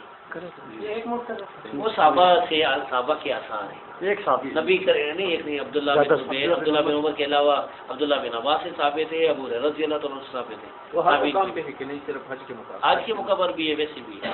سر اس پہ وہ جواز تشدد نہیں ہونا چاہیے۔ ہاں، اس میں نہیں کرنی۔ بہترین یہ ہے کہ داڑھی کو بالکل کینچی نہ لگائی جائے جس طرح میں کرتا ہوں، نہیں چھوڑ، کوئی ایک مٹھ سے زیادہ کاٹ دیتا ہے تو حرام گناہ کی، بس یہ مسئلہ ہے۔ بالکل۔ صحابہ تابعین سے اگر یہ غلط کام ہوتا تو کوئی صحابی انکار کرنے والا کیوں نہیں تھا؟ ہوں، اور تو عمر رضی اللہ عنہ بس انکار کرنے والے تھے، کوئی تابعی بھی انکار کرنے والا نہیں تھا۔ بے شک۔ یہ ایک اور سوال ہے خطرناک، یہ کینسر، یہ سینسر اوہ، ضروری نہیں، میں سلام دیتا ہوں، کیا حنیفہ جو ہے صحیح راوی ہے یا ضعیف راوی ہے، اس چھوڑیں۔ جواب دینے کی ضرورت نہیں، کسی بندے خود تحقیق کرو۔ ہاں۔ اچھا جی، کیا امام حنیفہ کی کوئی کتاب لکھنا ثابت ہے؟ فی الحال امام حنیفہ رحمۃ اللہ علیہ کی کوئی کتاب ثابت نہیں۔ اچھا جی، صحیح مسلم میں ہے کہ اللہ تعالیٰ کسی کی شکل و صورت نہیں دیکھتا، وہ تو دلوں کو حال یا نہیں گزرتا ہے کہ اچھا کیا مطلب ہے اس کا؟ یہ وہ سوال داڑھی کے اوپر آیا ہوگا نا، وہ داڑھی کا کہتے ہیں نا، شکل سے کیا فرق پڑتا ہے؟ کیا ایسی کوئی نہیں، اس کا اب یہ مطلب اگر وہ نکالنا چاہتے ہیں کہ بھائی یہ ضروری فرض نہیں تو غلط کہتے ہیں۔ صحیح ہے۔ ہاں، تو پھر اگر یہ بات ہی تو رسول اللہ صلی اللہ علیہ وسلم کیوں حکم دیتے تھے؟ موسیٰ علیہ السلام نے اپنے بھائی کی داڑھی کیوں پکڑی تھی؟ کیا کوئی ایسی روایت ہے کہ ہر کلمہ کو کبھی نہ کبھی جنم جائے؟ وہ حدیث ہے نا کہ جس کا آخری کلام لا الہ الا اللہ جنت میں جائے گی، سر ایک ساتھ یہ کہ کہا سوال یہ ہے سر کہ صحیح مسلم کے اندر ہے کہ سیدنا ابو ہریرہ رضی اللہ تعالیٰ عنہ سے کہ جب میرا بندہ کہتا ہے الحمدللہ رب العالمین تو میں کہتا ہوں میرے بندے نے میری حمد بیان کی۔ جی سیدنا ابو ہریرہ نے سورہ فاتحہ کو بسم اللہ کے بغیر شروع کیا ہے اس میں، جی، تو کیا اس چیز پہ یہ ثبوت ہے کہ بسم اللہ فاتحہ کا حصہ نہیں ہے؟ اس سے استدلال تو کرتے ہیں علماء۔ یعنی کہ اس پہ ظاہری مطلب تو یہی نکلتا ہے۔ مالکی آپ کا کیا خیال ہے؟ میرا یہ خیال ہے کہ جو عدم ذکر ہے نا، یہ نفی ذکر کی دلیل نہیں ہوتا۔ یہ جو دوسری دلائل ہیں ان سے ثابت ہوتا ہے کہ بسم اللہ سورۃ فاتحہ کا ایک حصہ ہے، اچھا، کیونکہ ایک تو یہ قرآن جو ہے نا، قرآن مصحف عثمانی، اس میں حفظ کی قرات میں بھی اور مدینے والوں کی قرات میں بھی بسم اللہ سورۃ فاتحہ کا حصہ ہے۔ پہلی آیت بسم اللہ ہے، پھر الحمدللہ، ٹھیک ہے۔ دونوں تو بس احتیاطی ہے، دونوں طرف چونکہ دلائل ہیں۔ ہاں، اگر کوئی آدمی بسم اللہ کو سورۃ فاتحہ کی آیت نہیں سمجھتا ہے تو ہاں یہ مسئلہ ہے کہ اب بسم اللہ پڑھتا ہی نہیں کوئی آدمی، مثلا سبحانک اللہ پڑھ کے پھر الحمدللہ پڑھتا ہے، بسم اللہ پڑھتا ہی نہیں، تو پھر آپ کی کیا خیال ہے کہ اس کی نماز ہو جائے گی؟ اعوذ باللہ بھی پڑھنی چاہیے اس کو تو؟ نہیں، اعوذ باللہ بھی نہیں پڑھتا، اعوذ باللہ کا تو حکم ہے قرآن میں حکم تو ہے نا، کہ ہاں، لیکن قرآن وہ چلو اعوذ باللہ پڑھتا ہے، بسم اللہ نہیں پڑھتا، نہیں ہوگی سر میرا خیال ہے مشکوک تو ہے کیونکہ قرآن نہیں، سیدنا ابو ہریرہ جس طرح فرما رہے ہیں سر وہ تو بڑی مضبوط ہے۔ نہیں، اس میں تو یہ بھی ہو سکتا ہے کہ اس سے مراد یہ ہو کہ وہ سورۃ فاتحہ چونکہ خاص عام طور پر جو ہے نا یہ جہر پڑی تھی، بسم اللہ تو سرن پڑھنا بھی ٹھیک ہے نا، ہاں جی، وہ بھی تو یہ دونوں طرح مراد ہو، یہ مسئلہ بہت اختلافی ہے۔ اس مسئلے میں ہم اس نتیجے پر پہنچے ہیں کہ بسم اللہ احتیاط اونچی آواز سے پڑھنا بھی جائز ہے اور دل میں پڑھنا بھی، سرن بھی جائز ہے، سرن بہتر ہے اور پڑھنا ضروری ہے، چھوڑنا کبھی چھوڑنا نہیں چاہیے، بس یہ سر بعض لوگوں نے قبروں والی حدیث پہ اعتراض کیا ہے کہ جو قبریں پکا کرنے سے متعلق ہے، جی وہ کہتے ہیں جی چلیں ٹھیک ہے حدیثیں تو مخالفت ہیں اس میں، جی لیکن اس میں امت کے لوگ جو صوفیاء کے ماننے والے لوگ کرتے آ رہے ہیں وہ کہہ رہے ہیں جی مسجد کو بھی پکا کرنا اللہ کے نبی صلی اللہ علیہ وسلم نے منع فرمایا، تو مسجدیں پھر کیوں پکی کی جاتی ہیں؟ اگر آپ حدیث سنن نبی داؤد میں اور جامع ترمذی میں ہے نا، کون سی روایت ہے؟ سنن نبی داؤد کے اندر موجود ہے، اس کا چیپٹر کا نام ہی ہے، مطلب الفاظ نہیں ہوں گے کچھ، اس میں ہے کہ مجھے اللہ نے حکم نہیں دیا کہ میں مسجدیں پکی کروں۔ ہاں بس، ہاں یہ الفاظ ہیں سر، دوسرے الفاظ بھی ہیں، نہیں، نہیں وہ دوسرے الفاظ بھی ہیں کہ جو قبر مسجدوں کو زینت اور پکا کرنے سے منع فرمایا، یہ دو الفاظ ہیں، جامع ترمذی میں ہے کوئی۔ اس کی سند پڑھے نا، سند دیکھیے، سند کا ہے۔ مجھے جہاں تک یاد پڑتا ہے وہ نقش و نگاری والی، جس طرح یہ ہوئی ہوئی ہے ہاں، زخرف یہ نہیں ہونی جو ہے چاہیے، نا، یہ نہیں کرنا، اور یہ نہیں ہونی چاہیے، یہ نہیں کوئی ہونی چڑیا نہیں ہونا چاہیے۔ اچھا سر، یہ اب جو کچھ مسجدوں میں اس طرح ہو رہا ہے، اس سے نمازی کی توجہ بھی بٹتی ہے، ہاں جی، اس کو کیا کہیں گے ہم؟ مکروہ کہیں گے؟ ہاں مغربی کہیں گے اس بچنے سے یہ جو ہے صحابہ تابعین میں پھر ایسا کسی نے کیا ہے کہ اس طرح؟ کیا ہے بات، تو پھر جب انہوں نے کیا پھر تو ہمارے لیکن لیے منع ہے صحیح نا، ہو۔ تو آپ دو چیزیں ہیں نا، تو اس میں زیادہ سے زیادہ یہ کہ اس سے بہتر یہی کہ یہ نہ ہو، سادہ ہو۔ ادھر بہتری اور غیر بہتری کا بات ہے۔ ہاں بالکل صحیح، ٹھیک ہے۔ فاتح کنفر امام کے بارے میں مجھے آپ نے کہا تھا امام کے پیچھے پڑھنا لازم سے ایک روایت پیش کرتے ہیں صحیح مسلم میں کہ جی ابو بکرہ جو ہے وہ رکوع میں شامل ہوگی، تو اس کے بارے میں کچھ وہ صحیح بخاری میں بھی ہے، بخاری میں ابو بکر رضی اللہ تعالیٰ عنہ جو ہے وہ آئے ہیں اور وہ ادھر سے ہی چلتے ہوئے رکوع میں آئے ہیں اور آپ کے ساتھ نماز پڑھی، لیکن اس میں یہ نہیں ہے کہ انہوں نے سلام کس وقت پھیرا تھا، آیا انہوں نے نبی کریم صلی اللہ علیہ وسلم کے ساتھ ہی سلام پھیر دیا تھا جب آپ نے سلام پھیرا ہے؟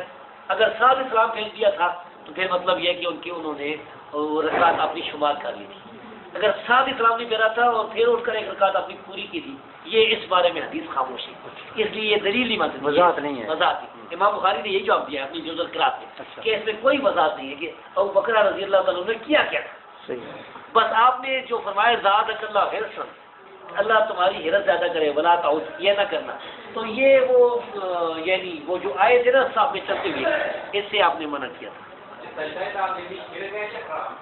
سجدہ تعظیمی حرام ہے، حرام ہے، شرک نہیں ہے۔ شرک نہیں ہوگا۔ یہ جو ہے یہ حرام ہے، یہ ہماری شریف میں جائز نہیں، پہلی شریفوں میں جائز نہیں۔ یوسف علیہ السلام کو بھائیوں نے سجدہ تعظیمی کیا تھا، قرآن کریم میں اللہ فرماتا ہے وَاسْخَرُوا لَهُ سُجَّدًا، سارے بھائی جو ہے سجدے میں گر گئے تھے، تو شرک کبھی جائز نہیں رہا ہے اگلی شریفوں میں، کسی پیغمبر کی شریف میں شرک جائز نہیں رہا۔ کلیئر ہو، یہ بات اصل زبر کانٹے کی بات ہے جو آپ نے کی ہے۔ تو یہ نبی صلی اللہ علیہ وسلم کے والدین کے بارے میں اب ہم لوگوں کو قائل کرتے ہیں، ماشاءاللہ کافی لوگ، آپ نے جو پودا لگایا تھا اللہ نے بڑی برکت دی ہے اس میں، سینکڑوں لوگ کنورٹ ہو رہے ہیں، لیکن سر ہمیشہ جو اس پوائنٹ پہ آ کے رکتے ہیں کہ جی علماء عرب جو ہیں اور یہاں کے سلفی علماء یہ حضور صلی اللہ علیہ وسلم کے والدین کے بارے میں زبان کھولتے ہیں کہ وہ جی دوستی ہیں، مشرک ہیں۔ آپ مجھے بتائیں یہ ہماری تبلیغ میں اس وقت سب سے بڑا جو سر پہ تھوڑا پڑتا ہے نا وہ اس ایشو پہ پڑتا ہے، اور یزید سر دوسرا یزید والا ایشو، یہ دونوں ذرا بتا دیں۔ نبی کریم صلی اللہ علیہ وسلم کے والدین کے بارے میں سکوت کرنا چاہیے۔ بالکل اللہ تبارک و تعالیٰ ان کا معاملہ اللہ کے ساتھ، اللہ جانے، اللہ جس طرح سے ہم خاموشی اختیار کریں گے، کوئی گستاخی نہیں کریں گے۔ نبی کریم صلی اللہ علیہ وسلم کی جس سے کوئی گستاخی ہو جائے تو آپ ان کے بارے میں ہم سکوت۔ یہ جو حنفی ہے نا دیوبندی بریلی، ان کی ملا علی قاری جو ہے نا، آپ کو پتا اسے کیا لکھا ہے؟ کتاب لکھی ہے، اچھا، وہ میرے پاس موجود ہے عربی میں، اور یہ اس مسئلے سے یہ ان کے گردن میں کانٹا پھنسا ہوتے اللہ ماں کو کافر ہونے کے بارے میں، نبی کریم صلی اللہ علیہ وسلم کے والدین کے کافر ہونے کے بارے میں کتاب لکھی ہوئی ہے، یہ اور مولا علی مارکیٹ قاری میں چھپی موجود ہے۔ اچھا، مولا علی قاری، اللہ علی قاری کی، انہیں کہے تم اپنے گھر کی خبر لو بھائی، ہم تو سکوت کرتے ہیں، جی تو ہم سکوت کرتے ہیں۔ یہ کون سی کتاب ہے جی؟ ہاں جی اسے کی جی نہ سر وہ یزید والے مسئلے میں اچھا یہ دوسرا یزید بن معاویہ، معاویہ رضی اللہ تعالیٰ عنہ کا بیٹا، یزید جو ہے صحابی نہیں تھا، یہ یاد رکھیں، یہ امیر معاویہ رضی اللہ تعالیٰ عنہ کا بیٹا جو تھا یزید، یہ صحابی نہیں تھا، تو اس کے بارے میں کیا موقف ہے اہل حدیث کا؟ ہم اس نتیجے پہنچے کہ اس کا معاملے میں سکوت کرنا چاہیے۔ یہ جو لوگ کہتے ہیں نا کہ وہ جنتی تھا، اس کا کوئی ثبوت نہیں، قسطنطنیہ والا جو پہلا لشکر ہے اس پر اس میں یزید کا شامل ہونا کوئی ثابت نہیں، آخری میں ضرور تھا۔ اس کے بارے میں محتاط مطلب یہی ہے کہ وہ ایک فاسق فاجر، ایک بادشاہ تھا، خلیفہ تھا، حکمران تھا، اس پر لعن دانی کرنا چاہیے، اس کا معاملہ اللہ کے سکوت کرنا چاہیے اس کے بارے میں۔ یہ خلاصہ ہے اسماء اور رجال کتابوں کا، تہذیب و تہذیب دیکھ لیں، تقریب و تہذیب دیکھ لیں، میزان الاعتدال، لسان المیزان، اور اسی طرح ابن جوزی کی جو کتاب ہے اس کا نام ابن جوزی رکھا ہے کہ رد العدید من انکر ضم یزید، میرے پاس یہ کتاب موجود ہے۔ تو بہرحال یزید کے بارے میں جس طرح ہم بھی کہتے ہیں کہ امام حنیفہ سکوت کرتے تھے، تو ہم بھی کہتے ہیں کہ ہم یزید کے بارے میں سکوت کرتے ہیں، نہ اسے محبت کرتے ہیں، نہ اس کو جنتی کہتے ہیں، اس کا معاملہ اللہ کے سپرد ہے، شیعہ کی طرح نہ اس پر لعن طعن کرتے ہیں، کافر وغیرہ، اس کا یعنی نہ اس کا دفاع کرتے ہیں، نہ اس کی جو ہے اسے محبت کرتے ہیں، بلکہ وہ ایک فاسق فاجر، ایک حکمران تھا، وہ صحیح بخاری میں جو حدیث آ رہی ہے جی کسن دنیا میں جو وہ نہیں اس کے ساتھ اس میں یہ نہیں تھا، یہ نہیں اس میں یہ ہے کہ پہلا لشکر جو قسطنطنیہ پر حملہ کرے گا نا وہ ابو داؤد میں حدیث موجود ہے. یہ پہلے لشکر میں نہیں تھا، یہ آخری لشکر میں تھا. اچھا یہ اجتہاد جس طرح وہ کرتا ہے نا کہ اس کو جنتی کہتا ہے، اور یہ دونوں جو اجتہاد ہے نا سر یہ احمد بن حنبل کی کیا رائے ہے یزید کے بارے میں؟ احمد بن حنبل تو جرا کرتے تھے اس کو ہاں. بولتے تھے. علامہ ابن تیمیہ اس کے بارے میں صحیح لکھتے ہیں. اور وہ کیا لکھتے ہیں؟ وہ لکھتے ہیں کہ اسی قسطنطنیہ والا حدیث سے فٹ کرتے ہیں. پھر کرتے ہیں یہ تحقیق کریں ویسے آپ ہم نے کی ہم نے کی سارے دیکھے ہوئے. اچھا اچھا ان مختلف علماء نے، ابن قیم نے بھی لکھا ہے کہ وہ اللہ تبارک و تعالیٰ نے قسمہ قاسم الجبابرہ، اور یزید کو اس نے ختم کیا ہے جو جباروں کو ختم کرتا ہے. اور زابی نے لکھا ہے، سبحان ابن تیمیہ کے جو شاگرد اسواق کے بڑے ہیں انہوں نے لکھا ہے کہ کان ناصبیا خبیثا وغیرہ بڑے الفاظ لکھے. تو بھائی ہمیں سب پتہ ہے نتیجہ یہ ہے ساری بات کا، اس کے معاملے میں سکوت کرو، خاموش کرو، وہ جانے رب جانے. ہاں جی، سترے کا مسئلہ، سترہ جو ہے سنت واجب نہیں ہے. سترے کے بارے میں قول راجح میں یہ ہے کہ سنت ہے، سترے کے ساتھ نماز پڑھی لا تصلی الا سترہ. لیکن نبی کریم صلی اللہ علیہ وسلم نے مجھے دے دی، میں خود نبی کریم صلی اللہ علیہ وسلم نے بغیر سترے کے نماز پڑھی ہے. یہ مستد بزار کی روایت ہے، اس کو حافظ ابن حجر نے فتح الباری میں ذکر کیا ہے.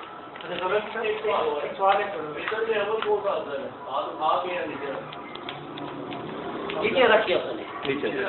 ہاں جی. بے اچھا جی آپ نے ایک حدیث ہے اس کو ناصر الدین البانی رحمۃ اللہ علیہ ضعیف کہتے ہیں، مثال کے طور پر آپ اسے کہتے ہیں حسن. ہاں جی. صحیح، تو کس پہ عمل کیا جائے گا؟ کیا کہیں کس تاکہ کریں اصول دیکھیں نا، اصول دیکھیں نا. سر وہ میرا یہ اصول ہے کہ جس راوی کے بارے میں جرا تعدیل کے معاملے میں اختلاف ہو جائے جمہور کو میں ترجیح دوں، اختلاف کی صورت میں آپ جمہور کو جمہور مدعی آگ کے بارے میں ضعیف سمجھتا ہوں.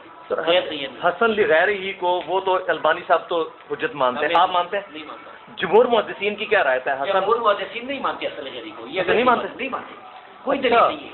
اصل غیری کے حجت ہونے کے بارے میں جمہور کی کوئی بات نہیں کدھر بھی نہیں.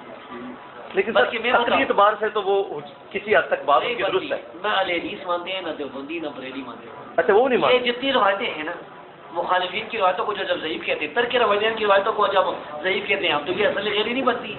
اصل لغیری تو ہے. وہ ہماری فاتح خلما میں روایتوں کو ضعیف کہتے ہیں، یہ اصل غیری نہیں بنتی. یہ سارا مسئلہ جو ہے نا اصل غیری. البانی صاحب نے عبداللہ بن مسعود علی حدیث کو صحیح کہا ہے، حسن بھی نہیں. وہ کیا وجہ ہے؟ سفیان ثوری کی تدبیر سے انہوں نے یہ نظر پوشی کی، کسی پوشی کی.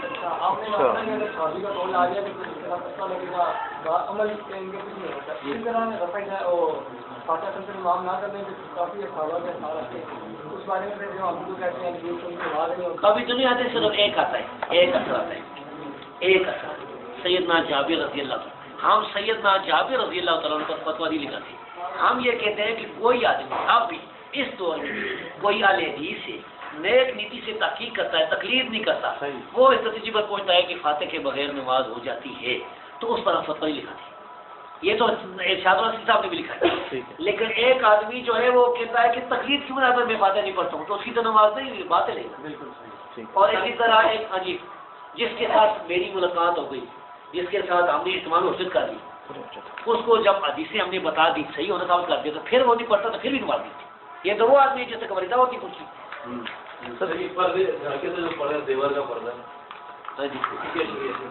یہ دیور تو موت ہے. پردہ یہ ہے نا، پردے کے سوال بھی آیا تھا. پردے کے بارے میں بہتر تو یہی ہے کہ عورت جو ہے اپنا چہرہ چھپائے.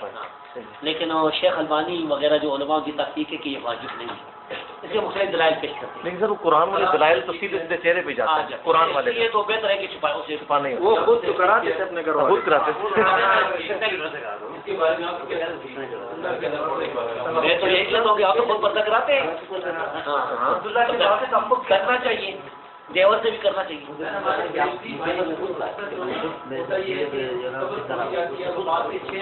یہ سر امپورٹنٹ سر.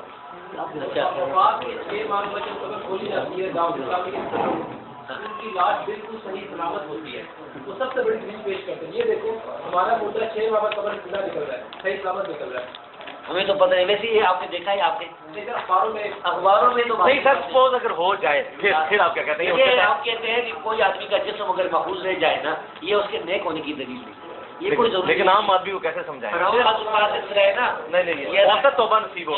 میت جو ہے اس کا جسم ہو، نظر صحیح آتا ہے، کفن بھی ہاتھ لگائے تو وہ ختم ہوتا ہے، اس طرح بھی قبریں نکلتی ہیں۔ بہرحال مجھے یہ نہیں پتا ہے یہ بات صحیح بھی ہے کہ نہیں کہ ان کا جسم محفوظ ہے۔ شیخ صاحب اس میں اکثر جھوٹ شائع ہو جاتا ہے، اکثر جو جو قبر میں رسول اللہ صلی اللہ علیہ وسلم سے حاضہ کے سیغے سے سوال ہوتا ہے، ماں کنتا تقول فی حق حاض الرجل، تو وہ کہتے ہیں، اس سے اب جو بند کہتے ہیں کہ جی نبی صلی اللہ علیہ وسلم کی شبیہ دکھائی جاتی ہے، بریلوی کہتے ہیں کہ نبی صلی اللہ علیہ وسلم کی قبر اور اس بندے کی قبر کے درمیان پردے اٹھا دیے جاتے ہیں، ڈائریکٹ وہ حضور صلی اللہ علیہ وسلم کو حاضہ کے سیغے سے جواب دیتا ہے۔ اس کو ذرا بریف کریں، یہ اکثر حاضر و ناظر اور باقی چیزوں میں وہ دلیل لے کے آتے ہیں۔ یہ بڑا ایک دلچسپ سوال ہے، یہ کو آپ نے سن لیا کہ یہ قبر میں جب پوچھتے ہیں نا فرشتے اس آدمی کے بارے میں تو کیا کہتا تھا، ما تقول فی ھذا الرجل، تو اسے بریلوی اور پوچھ دو سارے نہیں وہ اس کے قائل ہے کہ قبر میں نبی کریم صلی اللہ علیہ وسلم دکھائی جاتے ہیں۔ تو اس کا جواب یہ ہے کہ حاضہ جو ہے نا حاضہ یہ ہر جگہ حاضر ناظر کے لیے نہیں ہوتا، یہ قرائن دیکھے جاتے ہیں۔ مثال کے طور پر عبداللہ بن عمر رضی اللہ عنہ کی حدیث ہے صحیح بخاری میں، جس میں انہوں نے فرمایا کہ انا بایعنا ھذا الرجل، ہم نے اس آدمی کی بیعت کی ہے اللہ کے لیے اور رسول کے طریقے پر، یزید کی۔ اس میں ھذا الرجل تو شام میں بیٹھا تھا، مدینہ میں کہتا تھا وہ ھذا الرجل۔ تو ایک دوسرا جو جواب ہے نا جو اس سے بھی زبردست ہے، وہ احمد یار مفتی احمد یار نہیں، اس نے کتاب لکھی ہے جاء الحق، جس کا نام ہم رکھتے ہیں جاء الباطل۔ اس میں لکھا ہے کہ بھائیو اگر اللہ کے رسول صلی اللہ علیہ وسلم قبر میں دکھائے نہ جاتے تو میت کہتا نا کہ کون سا آدمی، وہ مرنے والا جب پوچھتے ہیں کہ اس آدمی کے بارے میں تیرا کیا خیال ہے، تو اگر اللہ کے رسول نہ دکھائے جاتے تو پوچھتا نا کون سا آدمی، تو ہم کہتے ہیں مفتی ملیار صاحب آپ نے حدیثیں پڑھی نہیں، آپ نکالے سید نحیفان مستدرک اور حاکم بیٹی کے اس بات وابل کرو، تینوں کتابوں میں لکھا ہے کہ جب فرشتے کہتے ہیں نا ما تقول فی ھذا الرجل، تو کہتا ہے ایو رجل، کون سا آدمی، وہ کہتے ہیں الذی بعث فیکم، وہ کہتے ہیں جو بھیجا گیا تمہارے اندر، پھر بھی نہیں پتا، پھر کہتے ہیں محمد صلی اللہ علیہ وسلم، ہاں پھر وہ کہتا ہے لا ادری۔ تو اس سے ثابت ہو گیا کہ رسول اللہ صلی اللہ علیہ وسلم نہیں دکھایا، یہ زبردست ہے، یہ آپ اسے ٹھیک ہے۔ یہ تو نظری چالیس کا سوال ہے کہ آتے ہیں جی مدلی بھائی، سب یہ وہاں بھی ہم ہو جائیں گے سارے